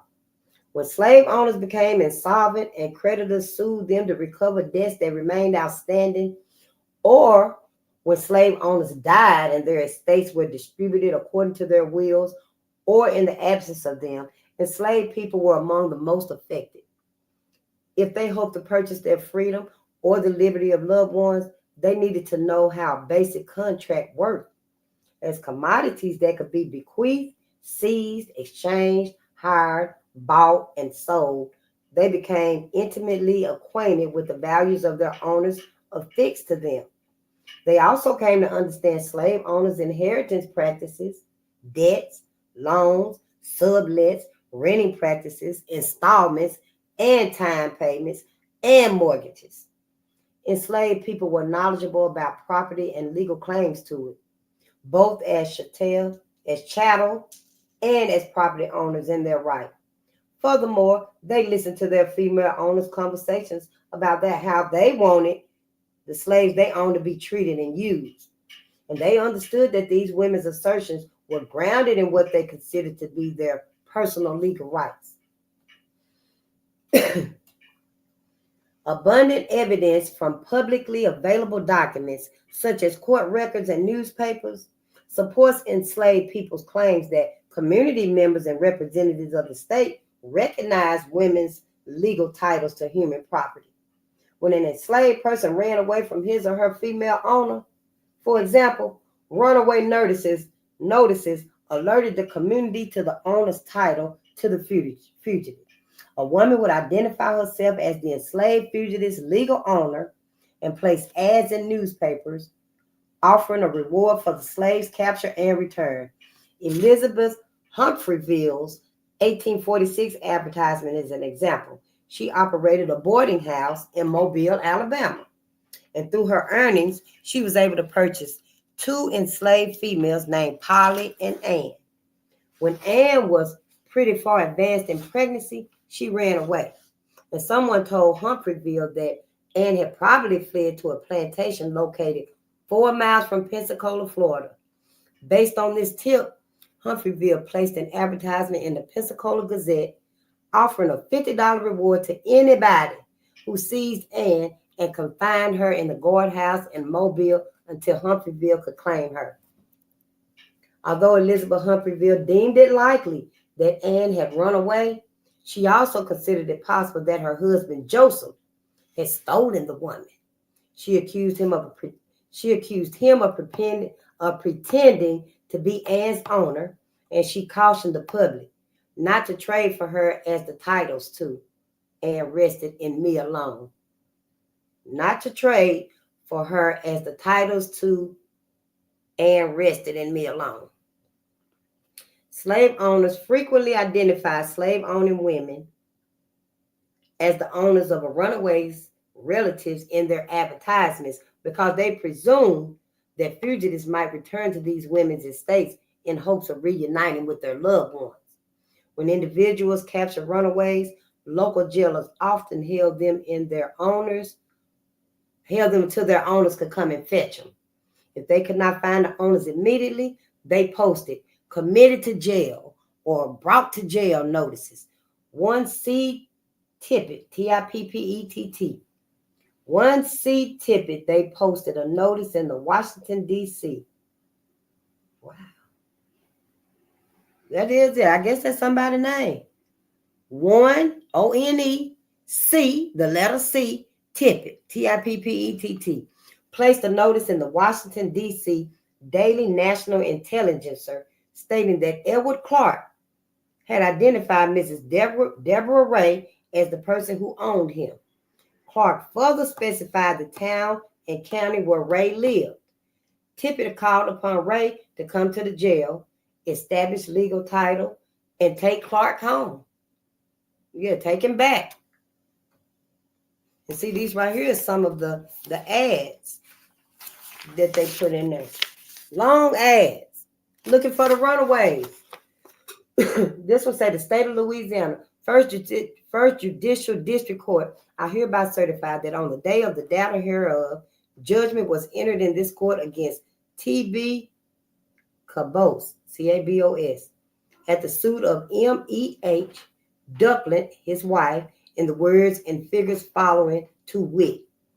On motion of C.A. Cannon, Esquire, of counsel for the plaintiff, the court, after hearing the testimony and written produced by said plaintiff, and being satisfied that the allegations of her petition are sufficiently proved, order that the judgment by default taken in this case on the 30th day of May last be now confirmed, and it is further ordered judged and decreed that a separation of property take place between the plaintiff and defendant, her husband, and that she recover of the said defendant the sum of $1,500 and cost of suit to be taxed, the 10th of June, 1826, which cost amounts to the sum of $25.87, exclusive of the sheriff's fee. In testimony whereof I have hereto set my hand and affixed the seal of this said court at the city of New Orleans on this 22nd day of February in the year of our Lord 1827, and in the 51st year of the independence of the United States. That's when they wanted to separate the property so she can keep the property. This ad right here is for a runaway slave, I believe. $50 reward. Runaway or was stolen from me on Saturday before Christmas last. A Negro woman named Anne, of black complexion, about 19 years old, pretty far advanced in pregnancy. I have been informed that she is at or near the plantation of Mr. Jordan, 4 miles from Pensacola on the stage road. Any person who will deliver her to the guardhouse in Mobile shall receive the above reward of $50. I have been informed that J.D. Humphreyville took her away from my residence and pretends he is her owner. The public are cautioned not to trade for her, as the titles to said woman is in me alone. And she got her name in all caps, Elizabeth Humphrey, of March 8th, 1846. See? And the next one was a notice. Was committed to the jail of Washington County, D.C. on the 1st of February as a runaway. A Negro boy by the name of Edward Clark. He is 5 feet 1 inch high, about 16 years of age. He had on, when committed, an old hat, a kersey jacket and trousers, a coarse linen shirt, and coarse shoes. Says that he belongs to Mrs. Deborah Ray, living near Unity, Montgomery County, Maryland. The owner of the above described Negro boy is requested to come and prove him and take him away, or he will be sold for his jail fees and other expenses as the law directs.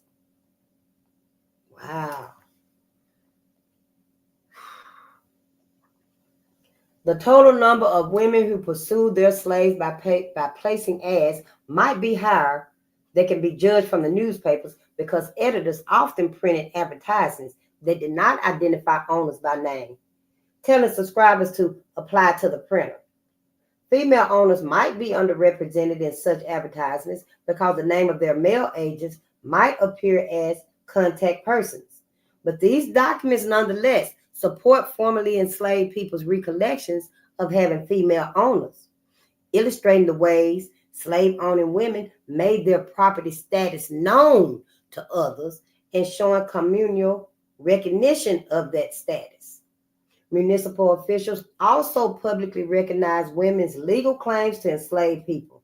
In fact, sometimes two women might claim to own the same enslaved person.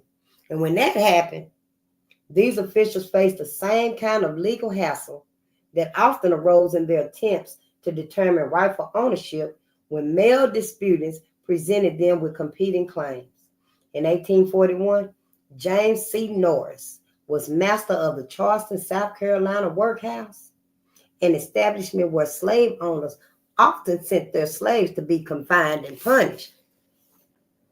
Local courts also sent enslaved people to the workhouse if they were convicted of committing crimes. On February 28th, on what was shaping up to be an ordinary Sunday for Norris, he agreed to confine an enslaved woman named Martha. Henry W. Schroeder, Schroder. Henry W. Schroeder had lodged Martha in the workhouse as the property of his wife, Mrs. A.E. Ann Schroeder. He left Norris with positive instructions not to give the woman to any person whatsoever other than him or his wife. A.E. Schroeder, Ann. A few days later, Miss Ann Bell of Charleston caused a demand to be made and did afterwards make a demand that Norris give Martha to her because she claimed the enslaved woman as her own absolute property. She too instructed Norris not to give Martha to anyone but her. When Ann Bell returned to the workhouse to receive Martha, Norris refused to give the enslaved female to her, and Bell sued him in the Court of Common Pleas for Charleston, entering a writ of trover, Trover, the wrongful taking of property, against him for converting and disposing of her goods and chattels, and asking the court to award her $1,000. Norris went to Schroeder and told him about Bell's claim and her suit. Schroeder insisted that Norris adhere to the instructions he had given and threatened to sue Norris if he disobeyed or refused to give Martha to him or his wife when they asked for her. He told Norris that Martha rightfully belonged to his wife via a bill of sale issued to her father, Charles C. Chitty. Charles C. Chitty, Chitty, Mr. Chitty. At the time of Martha's purchase, Ann Schroeder was still a minor, and because of this, Charles Chitty had created a trust which included Martha and secured the property to his daughter for her sole use until she should arrive at the age of 21 years. At that time, Martha would belong to her absolutely and be discharged from the trust. So at that point, Martha would be hers, all hers. It wouldn't be no trust or nothing, or no loan or nothing. She would just be hers. All of this presented Norris with a costly dilemma. As the matter of the workhouse, he was legally and financially responsible for the loss of any enslaved people confined within the establishment. And if he handed Martha over to either woman, while both claimed her as their bona fide property, the other could sue him for Martha's value. In fact, the court record reveals that Ann Bell had already sued him, so his fears were well founded. To spare himself further trouble, he refused to give Martha to either woman and petitioned the court for assistance in determining which one of them rightfully possessed legal title to the woman.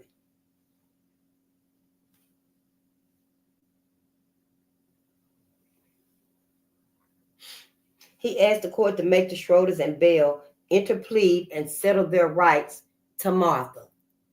Once a decision had been handed down, he would be ready and willing to deliver up Martha, to whom the same shall appear of right to belong. Although the petition does not disclose the outcome of the case, other documents show that H.W. Schroeder was telling Norris the truth. On March the 30th, 1830, Catherine Roulin, Roulain, sold Martha and her 6-year-old daughter Mary to Charles Chitty for $350. And the bill of sale indicates that Charles Chitty bought Martha and Mary for his daughter Ann Chitty, later Ann Schroeder, in his capacity as her trustee. And then, at the age of 21, it ain't no trustee no more. She just owned them.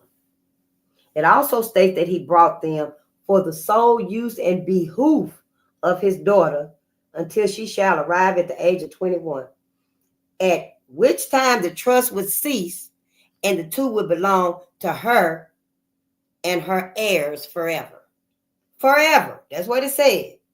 The two, Martha and her daughter Mary, would belong to Anne and her heirs forever.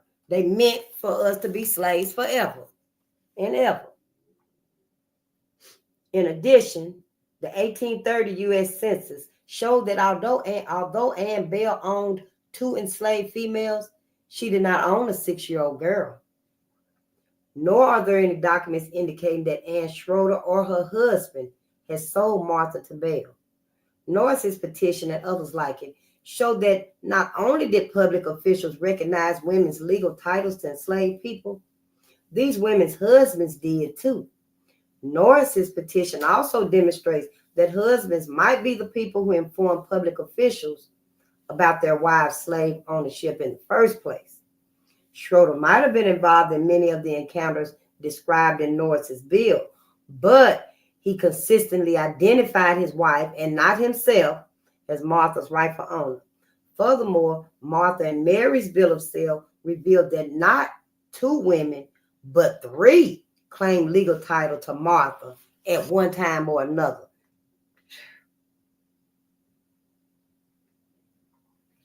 Catherine Roulin, Roulain, was Martha's original owner, and her name appears on the bill that recorded the sale to Charles Chitty.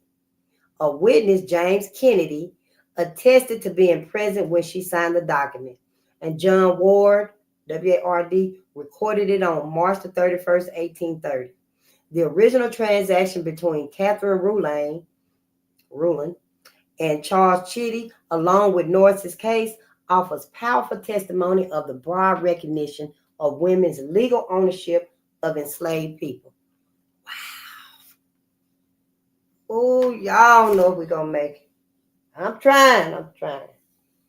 Between and within the lines of formulaic, Formulaic, between and within the lines of formulaic legal jargon, the legal petitions brought by married women repeatedly informed juries that coverture was not working. Not only were many husbands not covering their wives under their wings in the ways that Blackstone indicated, they were robbing their wives, squandering their assets, and violating their property rights, raping them. Worse still, many of these men had come to their marriages impoverished and proved to be irresponsible and incapable of exercising the rights which coverture afforded them. Finally, their ineptitude paved the way for their creditors to further breach what should have been inviolable, inviolable, inviolable boundaries that protected their wives' separate properties from seizure. Married women throughout the South called upon judges to step between them and their husbands, protect the property they claimed as their own, and prevent others from interfering with their enjoyment of the same. And when women's legal affairs were in proper order and their cases were strong, judges routinely heeded their calls. So white women's petitions also document interfamilial conflicts over women's human property, wherein mothers sued their sons, aunties sued their nephews, and daughters sued their mothers and fathers. Kind of like when the Bible said that a mother gonna be fighting daughter and son gonna be fighting father. I'm just saying, I just make a distinction. Wives sued husbands over property that they considered rightfully their own. The historian Laura Edwards argues that when wives went to court to petition or sue over matters related to property ownership in the technical sense of state law was not really the same. It was not really the issue. In her estimation, wives were seeking the restoration of the peace, not recognition of property rights. When they appealed to the courts, they were effectively able to do so because their cases were not about competing property rights, which would have pitted wives right against those of their husbands, which would have pitted wives' rights against those of her husbands. Her analysis suggests that if women did indeed enter courts in an effort to secure legal recognition of their property rights, or if their petitions pitted their rights against those of their husbands, they would have lost the suits. But white Southern women were contesting other people's claims to ownership of their slaves, and they were attempting to establish and legitimate their property rights against those of their husbands. Women appealed the courts when their husbands disposed of their property despite their directives not to do so. They also petitioned courts when their husbands' creditors attempted to seize their slaves to pay their husbands' debts. They routinely took action when their husbands overstepped the bounds of what they considered to be their rightful authority, thereby infringing upon their own property rights. Make it look like white women just was really, was fighting hard for black women. Yeah, to keep them as slaves. Feuding women and their family members were not the only people who found themselves hauled into court over married women slaves. A community member might accuse a woman of stealing slaves and leaving the state with them. Business agents brought claims against women for selling slaves to prevent creditors from seizing them. Others demanded payment for services rendered when women had separate estates from which they could comfortably repay their debts. Southern women answered these accusations, and their replies vividly demonstrate their willingness to appear in the most public realms of Southern society to defend their property rights and challenge the power of anyone, including their husbands, to control the enslaved people they owned. Furthermore, the judges who adjudicated their cases often ruled in their favor. Chancery courts, or courts of equity, were critical to a woman's ability to control and manage her property and to request legal intervention in maintaining it. Chancery courts, as they came to exist in the United States, developed. It developed in the 14th century England during the reign of Edward III. When British subjects could find no remedy for matters related to trust, fraud, or accident under the common law, they petitioned the king for relief and resolution of legal matters. He, in turn, created the Court of Chancery, appointing a member of his council to serve as chancellor and assist him In all cases in which natural justice, equity, and good conscience required his invention, British subjects would apply to the Chancery Court when they wanted a remedy for a right or redress for a wrong that had been done to them. The Chancellor and his court exercised an authority especially in favor of the weak for repressing disorderly obstructions to the course of the law and affording a civil remedy in cases of violence or outrage, which the common law could not address. We're almost done. You got like 6 pages. I know ain't no pictures or nothing. We.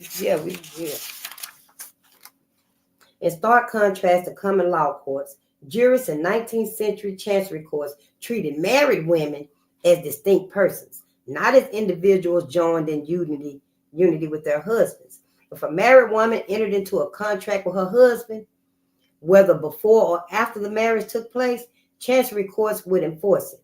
If a wife placed her separate property in her husband's hands as trustee or simply as manager, but the husband used or disposed of it in ways that she objected to, chancery courts would uphold her rights to that property and make her husband repay her for any property he had sold or squandered. Furthermore, if a husband incurred debts that he was unable to pay and his creditor seized his wife's separate property, she could sue him and his creditors in chancery court to reclaim that property. Chancery courts also protected married women's pin money, small funds used to purchase consumer goods. That's PIN-MONEY, pin money. Chancery courts recognized and protected any separate property that might be willed to married women or given to them as gifts, even if the property came from their husbands. And most importantly, chancery courts recognized a married woman's right to possess and control a separate estate and dispose of it as the terms of the state allowed. With the separate estate, Hendrik Hartog argues a wife gained a more separate self, a self not fully incorporated into the marriage, a self that an equity court could recognize as having choices and wishes, a self that could be revealed to have been coerced when a husband compelled certain outcomes. Furthermore, when individuals gave women property through deeds of gift or trust that included protective clauses forbidding the husbands from interfering with the property, chancery courts upheld and enforced these deeds. Legal scholars and women's historians have argued that when 19th century Southern jurists protected women's interests, they were acting as patriarchs. These men, they argued, step in to restore peace to households with faltering and fallible male household heads. Yet women's bills of complaints make it clear that they have their own reasons for taking their cases to chancery courts and appealing to the judges who presided over them for remedy. They sought to protect, acquire, or reclaim property by any means necessary. And if that meant pandering to judges who considered themselves de facto patriarchs, they were willing to do so. No matter what Southern jurists thought they were doing, court cases make it clear that the women who appeared or represented before them used the courts for their own purposes. Women acquired and maintained legal ties to enslaved persons, and they were willing to bring spouses, kin, and other folks into the chancery courts in order to protect their economic interests. These legal connections undergirded their economic relationships to the institution of slavery. Moreover, their legal title to enslaved people empowered white women within their households.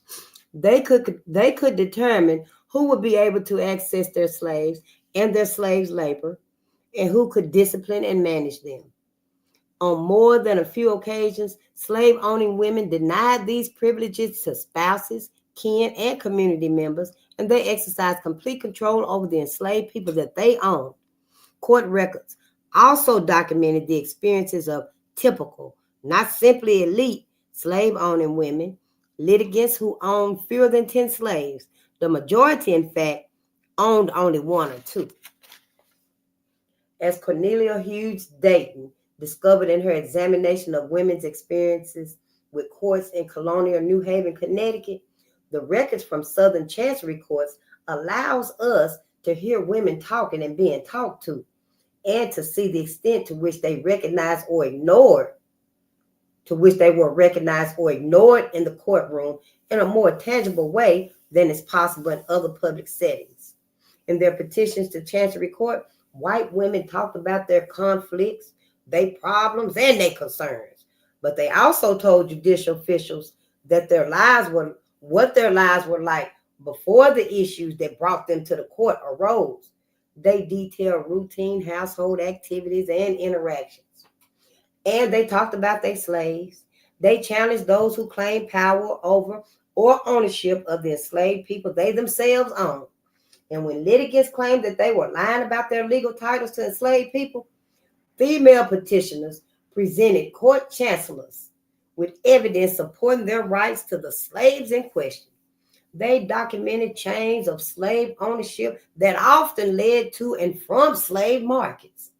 Although historians have asserted that wealthy women were the primary beneficiaries of separate estates, Chancery Court petitions show that most of the women who mentioned having slaves owned fewer than 10, making them average rather than elite slaveholders. So you was only elite if you had like 50 or 100 or more slaves. You had to have a lot of them to be considered elite. I guess just 10 and unders, you just, you just average. When women filed petitions in Chancery courts, trustees or next friends frequently represented them and looked after their property interests. Female petitioners might have also sought legal assistance in drafting their complaints. The individuals who represented them and gave them advice were not always men. Women also assumed these roles. And even when the people who assisted the petitioners were men, the experiences that shaped ordinary married slave-owning women's lives were set down in Chancery Court records and became a part of the public record. Formerly enslaved people routinely spoke of female slave owners who ensured that their legal titles to human property remained viable. And 19th century legal records verify what those formerly enslaved people said about their mistresses. Clear parallels can be drawn between what enslaved people remembered about their female owners' property claims and what these women said in their petitions. White women made the same kind of property claims within their households and communities as they did in the courtroom.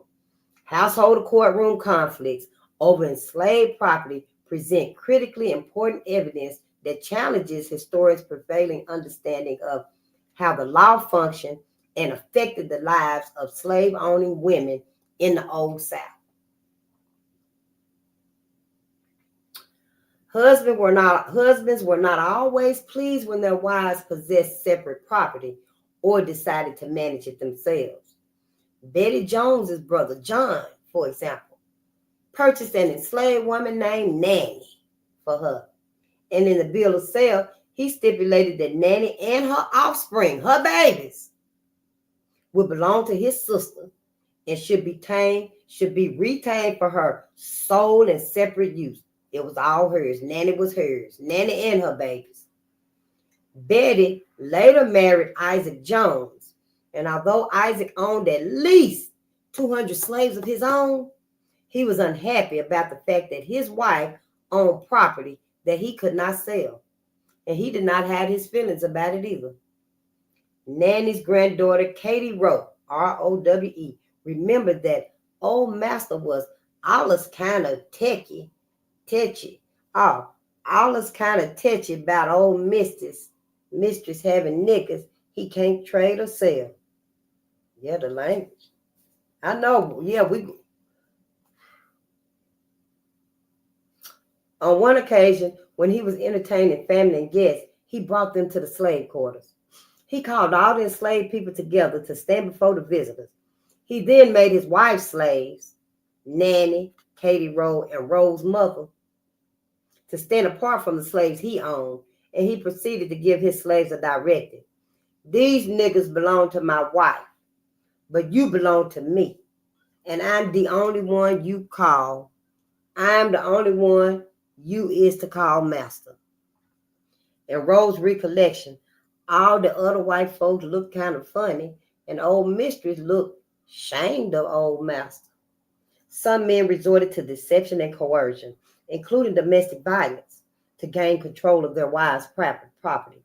They might refuse to give their wives copies of the contracts or even destroy the legal documents that granted their wives control over their slaves. Such tactics did not always stop these women from establishing boundaries related to their slaves and making sure that their husbands did not cross them. Sally Nightingale owned Alice Marshall and her mother, and Marshall claimed that her mistress's husband, Jack, ain't had nothing to do with me and my mother because they belonged to Mistress by law and not her husband. If a woman's husband or her husband's creditors still attempted to interfere with or seize her property, despite having separate estates, she might, as Mary Massey Leake did. Mary Massey Leake, Massieleake.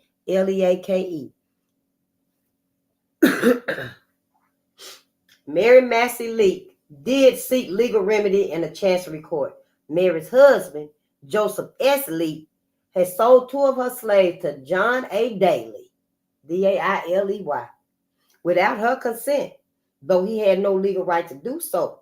At the time of their marriage, Mary had appointed her mother, Susanna, as the trustee who would manage her separate property. Susanna assumed the role of until her death. Yes, Susanna Abley, Ably. Susanna aptly assumed the role until her death. For reasons that remain unclear, Mary failed to appoint another trustee. Soon after her mother's death, Joseph began to dispose of Mary's property, some of it to Daly, and she filed a bill of complaint against Daly and named her husband as co-defendant. She asked the court to issue and deliver a subpoena to him, compelling him to answer the allegations of said bill and to appoint a new trustee so she would no longer have to be at the mercy of said husband and his rapacious creditors. She also asked the court to issue an injunction which would prohibit Daly from disposing of her slaves or removing them from the state. Women like Mary Leake often delegated control and management of their separate property to trustees, and sometimes these were the husbands. Historians often interpret the decision to name a husband as trustee as an indication of a wife's lack of interest in property ownership and control. Sometimes they attribute the choice to a husband's pressure and influence, but we should view these trusts and estates from another vantage point. First, a woman's choice to elect a particular individual as her trustee was a crucial decision. It determined the level of control this individual and others would have over her property. Choosing the right property for this role was critical to preserving her legal title to slaves and making sure that others did not violate her rights. So she took care to find somebody she could trust. A formerly enslaved man named Shade, Shade, said it best when he observed that any sort of man can handle his own money, but it takes a honest man to handle other folks' money. And this is why so many women entrusted their slaves to family members. This was especially true since women had to navigate many more obstacles than men in order to secure control over property. And although historians frequently assume that women delegated their authority only to men, the evidence shows that they also called upon mothers, sisters, and aunts to serve as their trustees. If a married woman did not appoint a trustee of her own choosing, the courts typically appointed her husband to serve in this capacity unless circumstances made it impractical or unwise to do so. From our vantage point, a husband trustee might appear to be managing and disposing of the wife's property, simply as husbands were entitled to do under coverture. But legally, this was not the case. When a husband acted as his wife's trustee, the doctrine of marital unity under coverture did not apply in the same ways in the eyes of the law. If a husband trustee squandered or mismanaged his wife's property in his capacity as such, she possessed the right to take her case to a chancery court and request that her husband be removed from the trusteeship and replaced. Take the case of Mary Ann Spears. When her father, John Goldsmith, died, he left all his children a portion of his estate, and when he specifically addressed the property he bequeathed to his daughters, he plainly indicated that he did not want their husbands to have any say in its management or disposal. Although her father's intentions were clear, his use of plain language rather than legalese posed a problem with the creditors of Mary Ann's husband, John. Attempted to satisfy the debts he owed them by seizing her slaves. Mary Ann went to Chancery Court to ask for help in reclaiming them. She explained that her father was a plain man, but with a very limited use of letters, and not at all acquainted with legal technicalities or the proper terms to use in the creation of separate estates of his daughters. According to Mary Ann, her father had intended and often expressed his determination to vest the property given to his daughters to their sole and separate use, or to the separate use of his daughters and their children, and to free the same from all liability to the debts of their husbands, and to exclude the martial right of their husbands.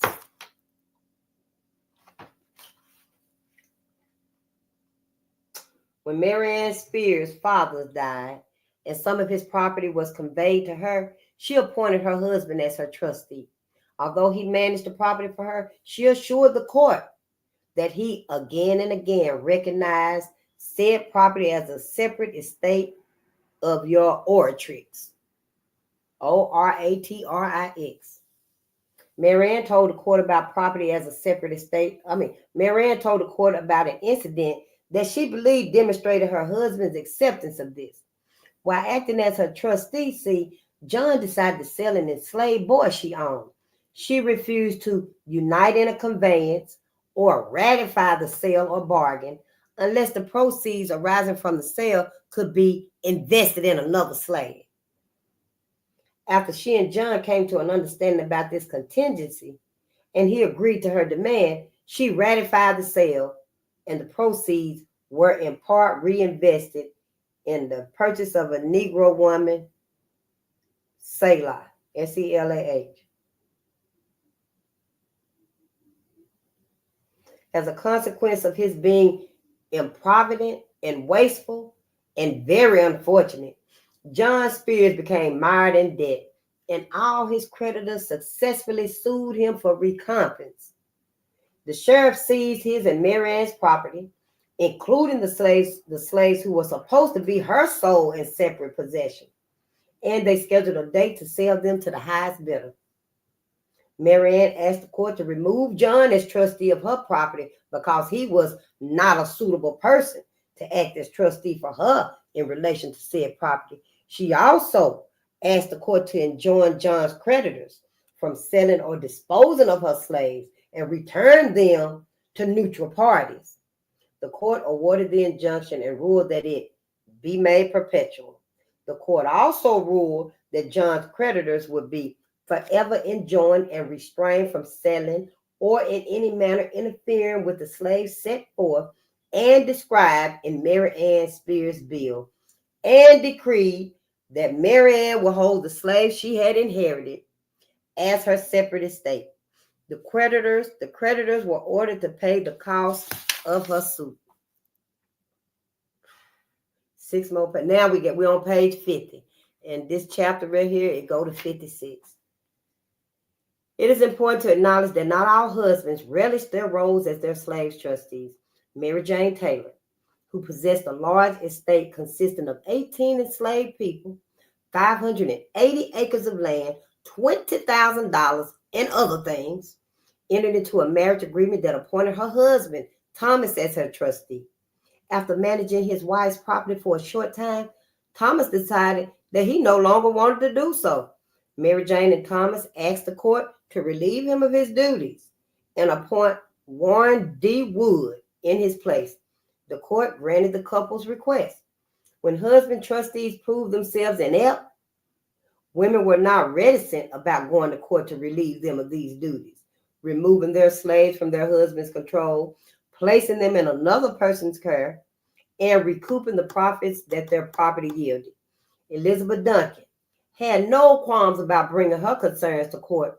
Petitions like hers offer a strong challenge to the view that Southern households were monolithically patriarchal.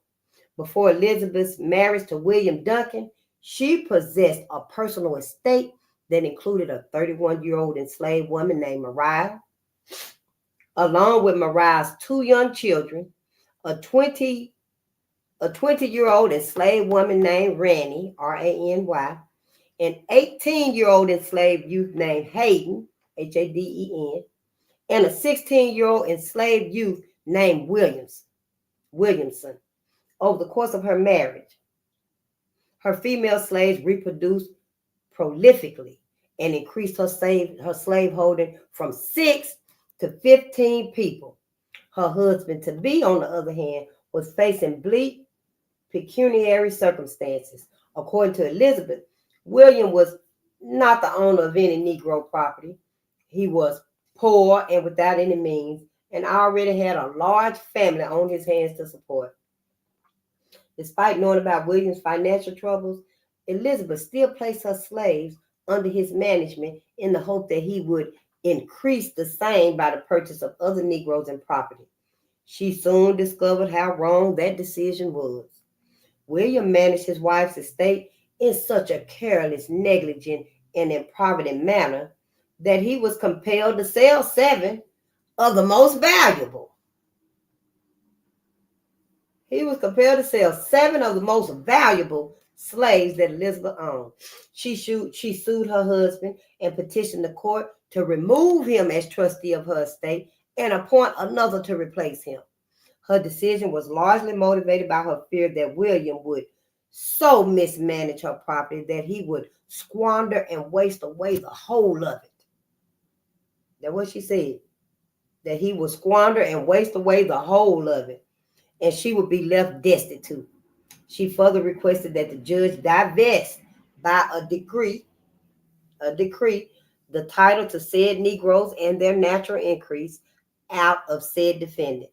As trustee, that they be invested in some suitable person who would serve in this capacity, and that he declare the issues and profits of her property secure for her support, her sole and separate use, and her absolute disposal. Upon her death, the property will revert to William and his heirs. So she wanted them as long as she was alive, but once she died, it would go to him and his heirs. In William's answer to Elizabeth's bill of complaint, he confirmed all his wife's assertions. He even acknowledged that he was not a good manager, and that if his wife or her trustee could manage the property better than he had, he was willing to relinquish his role. He admitted that it would, in fact, be equitable for a decree ordering his replacement to be made. The court granted Elizabeth's request. A husband's violation of his wife's property rights served as the catalyst for many a woman's decision to enter a chancery court and petition for relief. But it was just as common for married women to sue their husbands' creditors when these individuals seized enslaved people who rightfully belonged to them in order to pay their husbands' debts. Rachel Thompson's experience typifies the willingness of some married women to fight for their property. Her father, William Smith, had given her 2 slaves as a gift, and he specified that the title was to be vested in her alone. He also stipulated that her husband would not thereby acquire any property therein, and that Rachel's slaves would not be liable for any contracts entered into or thereafter to be entered into by her husband Samuel. He also forbade Samuel to have any control or right over said Negroes. Smith drew up a deed confirming this, gave the document to Rachel, and repeatedly stated to his friends that he had given these enslaved people to his daughter as her own separate property in order to prevent them from being sold to pay Samuel's debts and to prevent Samuel from disposing of them in any manner whatsoever. Samuel acquiesced in his acquiescence. Yeah, acquiescence. I guess that's the word. A-C-K. Yeah, I lost.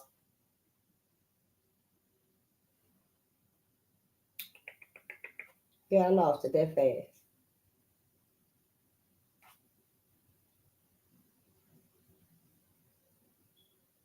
Oh, A-C-Q.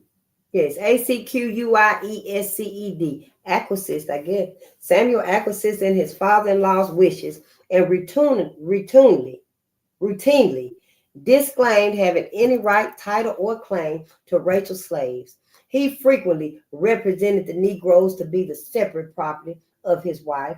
Nonetheless, Samuel's creditors levied upon Rachel's property to satisfy the debts he owed them. Rachel Thomas petitioned for a trial of the right of property and lost. Undeterred, she appealed, arguing that making her slaves liable to be sold in satisfaction of the said judgment would be contrary to equity and good conscience. The lower court's verdict, she argued, rendered her without rendered her without remedy at law. And as a consequence, she would forever lose her just rights unless she was relieved by a court of equity where such matters are properly recognized. She asked the judge to inquire into the truths of the facts, and after assessing them, issue a perpetual injunction restraining Samuel's creditors from selling her slaves and staying all other and further proceedings upon the judgment until he could make his ruling. On May 12, 1842, Rachel Thompson got her injunction and she kept her slaves. Many of these petitioning women possessed an extraordinary command of the laws governing their property, much more than they were likely to have acquired in isolation. And their petitions sometimes documented their consultation with others who possessed a deeper understanding of the issues they sought to resolve. Many of these women decided to appeal to the courts only after they sought advice from their neighbors and friends. Some married women had the good fortune of knowing justices of the peace, and they drew upon these jurists' legal knowledge and the advice of their colleagues for help in working through the details of their cases. Others entrusted their legal affairs to their families, while still others may have consulted guides such as George Bishop's 1858 handbook, Every Woman Her Own Lawyer, a private guide in all matters of law of essential interest to women, and by the aid of which every female may, in whatever situation, understand her legal course and redress, and to be her own legal advisor. But regardless of where they acquire their understanding of their rights, petitioning women use this information to protect their slaves from their husbands and reclaim the property they deem to be their own. All right. I guess this is still like, just getting into the thick of things. I guess, yeah. The Friends of Betrothed Women also played a vital role in helping them circumvent the possible pitfalls of marriage and develop ways of dealing with those they could not be avoided. As Margaret Witherspoon prepared to marry Edwin Mason, she consulted others about the match, and it was by the advice of her friends that she decided to devise a marriage contract. Before her marriage, Witherspoon was not well acquainted with Mason's business capacity, and this ignorance probably goaded her to hammer out the legal details of her marriage arrangement in case he proved to be improvident. Witherspoon's memorandum, as she called it, stipulated that she retain the possession of her property and have it exclusively under her control. The contract protected her real estate, her slaves, and her other personal property from any debts her husband incurred. Margaret Witherspoon possessed property in her own right, derived in part from the estate of her first husband. Her friends probably underscored that she needed to secure that property before she married Mason. If she did not, her new husband might squander her wealth and leave her and her children destitute. Or he might be prejudiced against the children from her first marriage, deny them their rightful inheritances, and favor his own children. Historians often interpret marital contracts, separate estates, deeds, and trusts as legal instruments that family members used to protect their financial legacies. But Margaret Witherspoon's case demonstrates that friends and allies who played important roles in the decisions slave-owning women made about marital agreements. Once an affianced woman settled upon such protective measures, her advisors might have taken part in familial decisions to establish separate estates and gifts of deeds as well, and deeds of gift as well. These legal instruments, therefore, were not simply a reflection of familial financial self-interest. They were a product of collaborative efforts on the part of kin, friends, and the heiresses themselves. As these cases have shown, women who filed bills of complaint against their husbands and others in chancery court typically did so on the strength of legal documents that had been drawn up, duly recorded, and filed in a county courthouse. But some women who sought legal remedy had entered into oral or parole, P-A-R-O-L, parole agreements with their husbands. Others conducted their business as though a legal agreement were in place, and when their husbands and communities acknowledged their ownership of separate property through tacit, T-A-C-I-T, or explicit consent, courts upheld these kind of contracts as well. When individuals did not attempt to infringe upon women's property rights, such oral agreements between spouses and agreements that parents failed to formalize before or after their daughters married probably remained out of the courthouses. The lack of documentation makes it difficult for us to determine with any degree of certainty how many women drew upon these protective measures and exercised the control that informal oral contracts afforded them.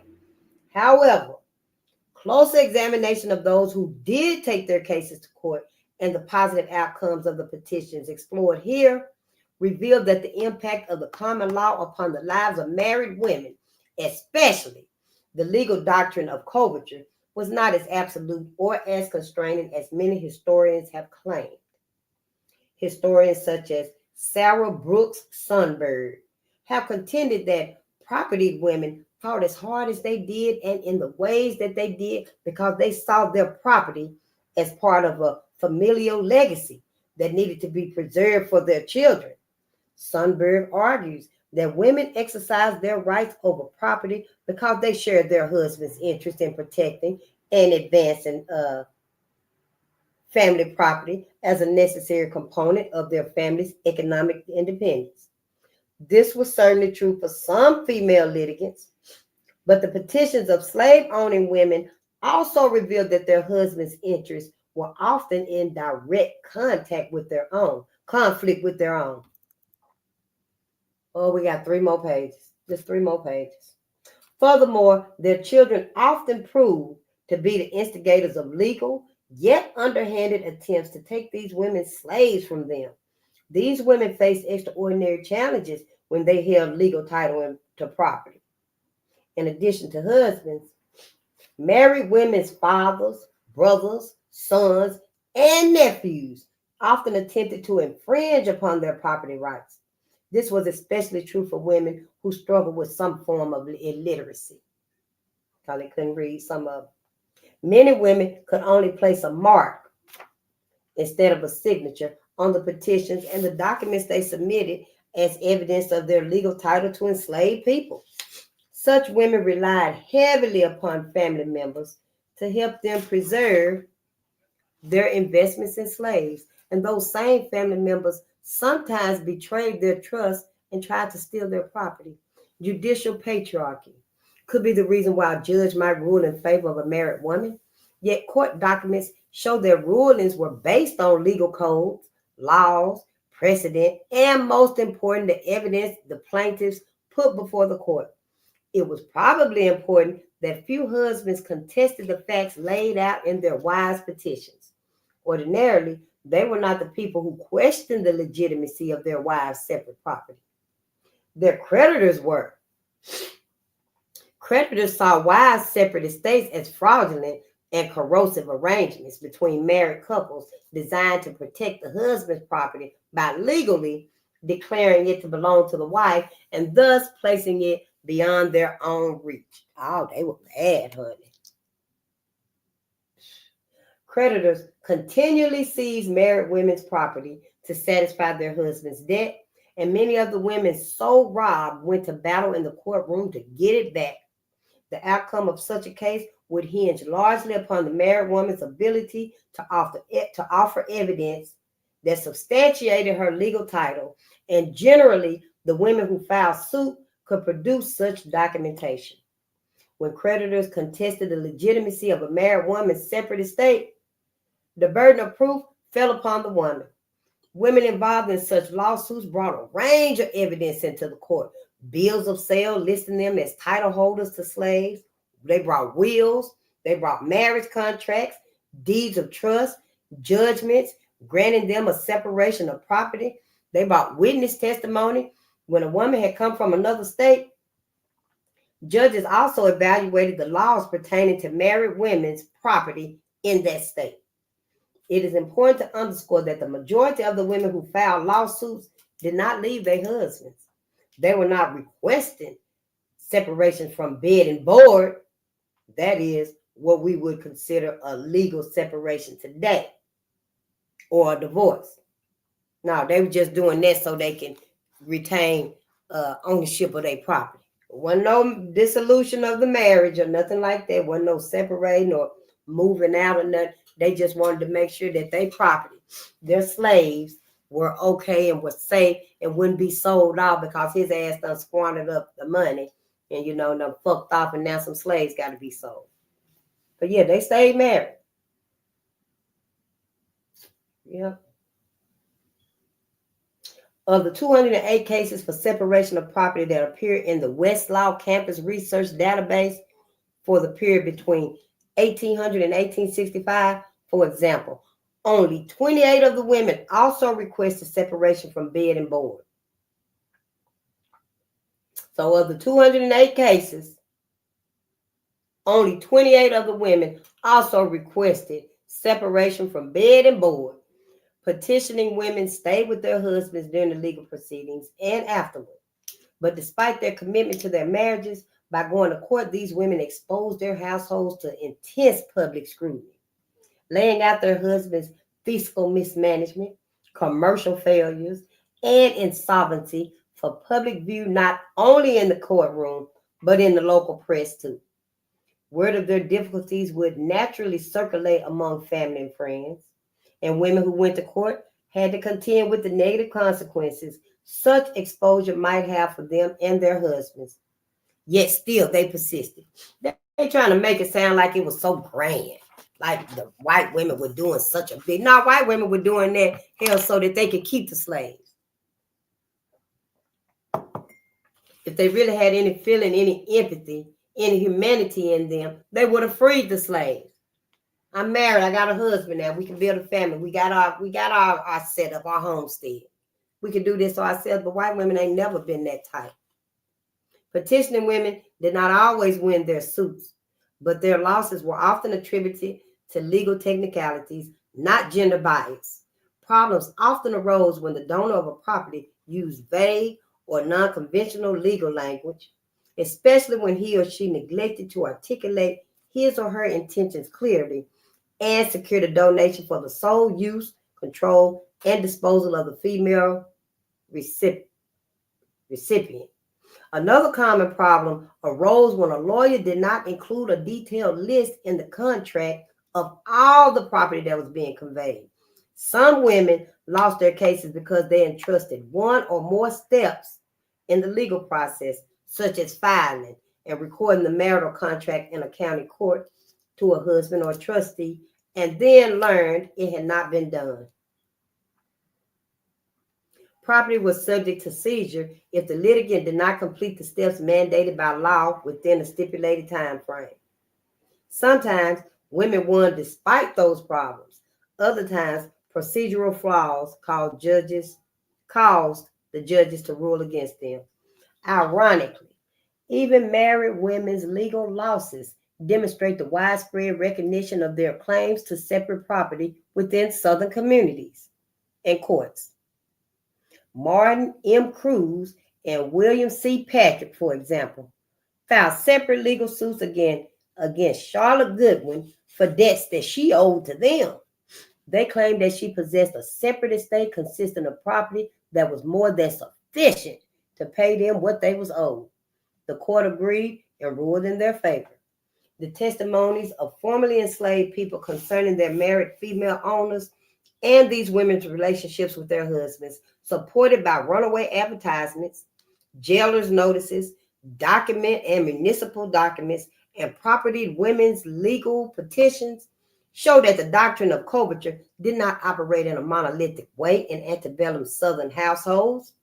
Many slave-owning women continued to view their property as theirs alone, even after they married. They did not resign themselves to every aspect of their changed legal status. They did not accept the legal subsumption of their identities into their husbands. They did not mourn the loss of their property, and they did not accept the civil death. The civil death that Elizabeth Cady Stanton described in the Declaration of Rights and Sentiments, issued at the 1848 Women's Rights Convocation in Seneca Falls, New York. Slave-owning women understood how their positions would change once they married, and they frequently rejected the legal and economic ramifications of marriage by devising instruments that protected their personal investments in chattel slavery. Yeah, I ain't used to the word chattel, but I'm seeing it a lot now, though. When documents in hand had legitimated their legal titles to enslaved people, and with the court's acknowledgement of their ownership, women boldly articulated how they wanted their human property to be managed in their homes and their communities. I know this is it. This is the last page. Well, of this chapter. Scholars of jurisprudence define ownership as a bundle of rights. Yeah, a bundle of rights that an individual has to a thing. According to A.M. Honore, Honore with the asterisk over the E, that bundle includes the right to possess, the right to use, the right to be secure in one's property, the right to manage, which involves the right to decide how and by whom the thing owned shall be used, the right to the income of a thing, which includes the fruits, rents, and profits, the right to alienate the thing during life or on death, the right to alienate the thing during life or on death by way of sale, mortgage, gift, or other mode, and the liberty to consume, waste, or destroy the whole part of it. Is that talking about and the liberty to consume, eat it?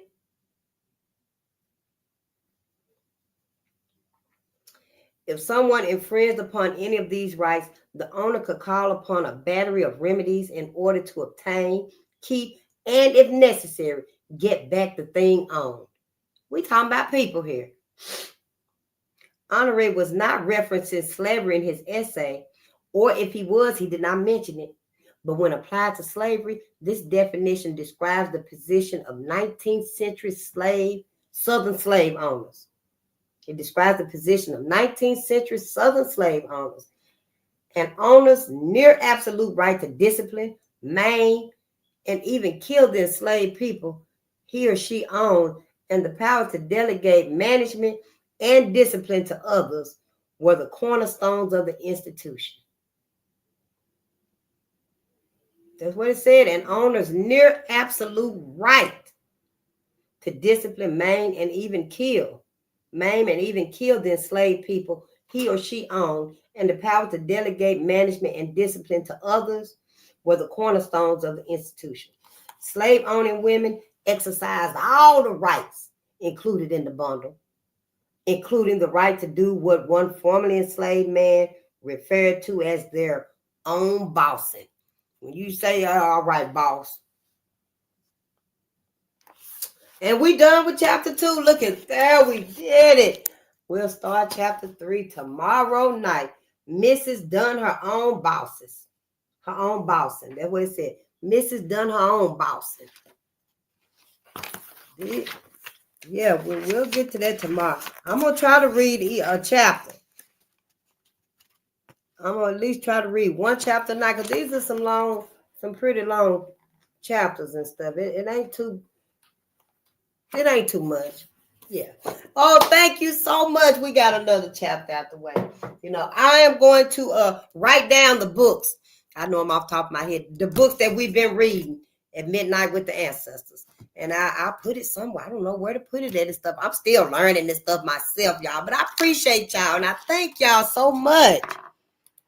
Oh, and don't forget, we got 2 books, too. I accidentally ordered 2 books. And I was thinking about it earlier because I showed it. When I opened it up, I didn't know it was 2 of the same ones. It must be a book that I didn't get. I don't know. But if someone would like this other book to be one of the perks, let me know. And I add it with the perks. So it'll be 2 cups, and then we'll have this book, and then we'll confirmation. And then we'll have this book right here too. I have one and you'll have one. So just let me know however you get that message to me and stuff. And yeah, we can do that. Oh, wow. I don't know what we're going to read after these right here, but we got some readings to do and stuff. We're just trying to see what's going on with our people here, a lot of people. That's what I'm here for. I ain't going to be deterred from this, But I thank y'all. Oh, I love y'all so much. Look at that. Tank and the Bankers. Stolen Fruit. Denise Williams. Oh, I know it. Sonny Colon provide. Beautiful chorus. Fantamata. Oh, I ain't never heard of those songs before. Ayo, long love song. I'm thinking, have I heard her name? I don't think so. I think that was somebody else that I was thinking about. But I'm going to write these down. Adam is a serpent in the Genesis. Adam misled his wife to do wrong and sin. Yeah, it's a lot. It is. I kind of wish I had read the Bible, when I was younger and stuff. But if I had her, I probably wouldn't be here right now. I probably wouldn't. I'd probably be telling us we must forgive, But at this point in time and stuff, I'm just thankful that I know I ain't got to forgive nothing. And probably as we go on in our learning and stuff, I doubt if I change my mind. But I thank y'all so much. And look, we have 15 minutes early. Maybe I would try to short read and stuff, but I think I need to read this word for word as we reading it and stuff, But yeah, and that's it. Let's just go. You so welcome, Fumbles. I love to read. I always love to read. That's like my first love. And music. Music and reading is neck to neck. They neck to neck because I love both of them and stuff. I just got away from them. And I didn't let them be my guidances in life and stuff. And so now, I enjoy reading and stuff. And I want to read stuff that's necessary and is worthy to be read. I don't like wasting my time just reading something just for the hell of it. Harlequin romance and romance books and stuff, just waste so much of your time, reading them books and stuff. And it's good to de-stress, but we got to find positive ways even to de-stress. So yeah, I thank you all, and I'll see you all tomorrow at lunchtime. I'm gonna come on more often and stuff. I just had to take that break and stuff. I'll be tired and stuff, and if you do be tired of stuff, don't feel no type of way because I ain't seen you in a few days or you ain't came on in a few days and stuff, because we're not even here for that. We here for the long haul. Who was it that said that this race is not for the swift? No, this race ain't gonna happen overnight and stuff. And I just want you, we ain't even gonna go through the gratitude and the singing. I just want you to know, keep your gratitude with you. You always stay grateful. You find something in your life to be grateful for. I don't care if it's the song that keep replaying in your head. I don't care if it's, your food stamps done hit tonight at 12 o'clock. Find something to be grateful for, okay? Your paycheck, your car, your babies, your home. your life, whatever it is, find something to be grateful for. And then you keep a song in your heart. You sing for that gratefulness so that you know it can heal you. You can get more abundance and prosperity coming to you because we owed all of that. We owed all of that. We may not get what white America owes us, but we can get what cosmic energy has for us. It's already ours. Hi, Grandizer. It's so good to see you. I know I've been thinking about that when you were talking about, well, what should I call you, Auntie? And y'all call me Auntie if you want to. Yeah, face is good, sister. I call y'all brother and sister too. You know, it don't matter and stuff. Yeah, it's fine. I just love seeing us and stuff, you know. And I'll be back tomorrow, and we're gonna try to finish up Dr. Claude Anderson.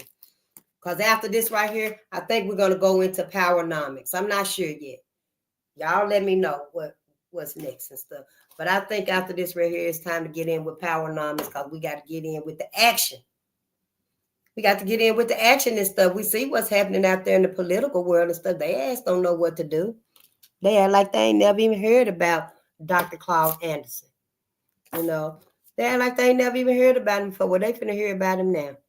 You know, it's already people out there telling, hey, Mike TV, gifted 20 Bolden Unchained membership. Now, I don't know what that means and stuff, but thank you, and it's lit up green. And see, that's how I'm going to decide for the perks. The subscribers are going to be for the perks and stuff. I think that's how it works. I have to get some understanding of this stuff. The badges are good for all of y'all. Y'all still going to get your badges, you know, and we just going to put everybody's name, the members. We're going to put y'all name in the bottom. While we on here together, we're going to pull them out and stuff. I don't know if we're going to have these gifts set out so you can see what's what. Or if, you know, and I'm going to have on some gloves and stuff, going to be real sterilized stuff. And then we're going to mail it out to you. And, you know, we're going to do something like that and stuff. But it's going to be really good. And it's going to be something you can use. When you look at it, you're going to know that it's got a meaning for you. It's going to remind you, like this right here. That's what's in the box right there, your cups from the Defiant Lawyers Network. And, you know, he wants us to learn about civil rights, all the civil rights acts that sister was telling us about. You know, we got to learn about all that stuff. We got to learn about the everything, the Bill of Rights, the Emancipation, the Constitution, more than one Constitution, I believe, and stuff. But yeah, we got some learning to do. I know I do, but I'm up for it. I can do it. Yep, I can do it. Oh, it means I paid for 20 people. Wow, you did? That is awesome. I ain't even going to ask who is these 20 people. But thank you, Mike. Thank you. I just hope you chose somebody that ain't going to waste your money. For you know, you paying for them to build membership. I don't even know how all that stuff works. But thank you. Because I need for us to know that we got options after this. After this existence right here, after this human experience, we got options after this. And you ain't got to just go to heaven and hell. We as a people, as energy, we could go to the afterlife. That's all I want us to know. We really got to think about where we're going to spend the rest of our life. And I think as long as we knew heaven or hell, it was pretty easy to decide we don't want to go to hell, to that lake of fire. But now, we got to ask ourselves, do we really want to spend our eternity with these same people? That's what it boils down to. I don't know how much plainer to put it. I know I don't want to spend my nothing. After this, I'm done with white folks. The only thing I want to see in the afterlife, it might be the graves that look even halfway white. I don't want to see white people no more. I'm kind of believing that's what the spiritual battle is about up there in the ethers, because some white person done left out of heaven and done took their ass up there to the ethers. See, they done took their ass up there to the ethers, to all of that multiverse up there. They done left out of the universe, out of heaven, in the first universe. And they up there in the multiverse now. And all the other angels and the archangels and the spirit team and cosmic energy is just trying to get them out of there. Send them back down here to the first universe. Send their ass back down to hell. That's what I think anyway. Somebody let us know. Baba will let us know. Bobby Kameen, Bobby will let us know. Yep. Oh, thank you. Oh, that is so awesome. No cap. Okay. All fumbles. You are a member too. Thank you. Us content creators got to stick together. I know. And I'm learning too. And I'm still subscribing to y'all. And I just want to be a part of the solution. I don't want to be a part of the problem no more. I was part of the problem for 43 years and didn't know nothing about my people. But now things have changed and stuff. Now I'm okay. I found myself and I know what I'm supposed to be doing. And it's helping my people. That's what we all supposed to be doing. Until we learn and get that personal freedom, we can't do it. It's like we keep hitting that brick wall and stuff. But when you get that personal freedom, I didn't mean to use y'all book, but when you get that personal freedom, you can push through. You can push through. And that's all I'm trying to do for my people. But I love y'all. Let's go get us some rest and rejuvenate ourselves and process all of this. Because I'm telling y'all, I don't know how in the thick this is going to get about white women and stuff. But I think we need to expose them. We need to know exactly what position they played to. They played a role, a position. And I forgot which sister it was. Was it Barbara Sizemore? One of them that said that white women was in them rooms. White women was in a position to do something instead of looking out for their own self-interest. And and now it make it seem like white women didn't have nothing to do with slavery and the brutality and the atrocities. And yes, she did. She did. So yeah, that's where I stand with it and stuff. Can I donate to you to email me a book list of books you recommend? I am building a library. Yeah, you sure can. Donate to you to get you to email. Why you gotta donate to me to get me to email you a book? Well, let me put my email in the chat here. I'm gonna put my email address in this chat. I guess it'll put in here, huh? Bolden Boutique 1@mail.com. That's it. Bolden Boutique 1@mail.com. And you send me a message and I'll reply back to you and stuff. And we could get that book list to you. We sure can. I don't know when it'll be there because it say that I can add more screens on here. And so yeah, we all can get on this screen together. It say like demo scene 1 and demo scene 2. I think 2 more people can get on here. I don't know. I have to ask my daughters and stuff. Shit, show me what to do with this thing. Or you get on some YouTube tutorials. That's how I actually got this up, looking at them YouTube tutorials and stuff, y'all. I know it's a lot of jingles out there, mentors, and they teaching us stuff, and you got to pay money for them and stuff. But you go to these YouTube tutorials, and it'll get you so far. It'll get you so far, and by then maybe you done got a familiarity with what you're doing and stuff, and you could go the rest of the way. That's what I did, But yeah, so thank you, Janae. Yeah, I'm letting it grow out now. I used to be short for like 10, 12 years and stuff, but now I'm letting my hair grow out because we need our hair. Our hair is just not just hair.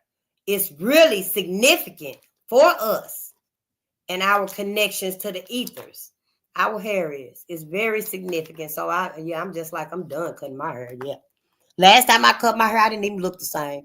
I was passing by and looking like, who the hell is that? But it was me. I had got used to, it being long. So when I cut it off, I was like, well, I'm going to go short one more time. But it didn't feel right, didn't look right. Yeah, I thought folks were following me. Shit, I'm just joking. But let's get out of here. We're going to see each other tomorrow. I love you all. I'm going to probably do me some research or something till I go to sleep and stuff. And y'all too. Okay, I love y'all. And it's just wonderful to be here with y'all and to be able to talk to us and try to get us some healing that we need before the shit hit the fan. Because when worst come to worst, mine come first. I'm just saying, keep your eyes on the prize. Everybody else is. Why they ain't told us?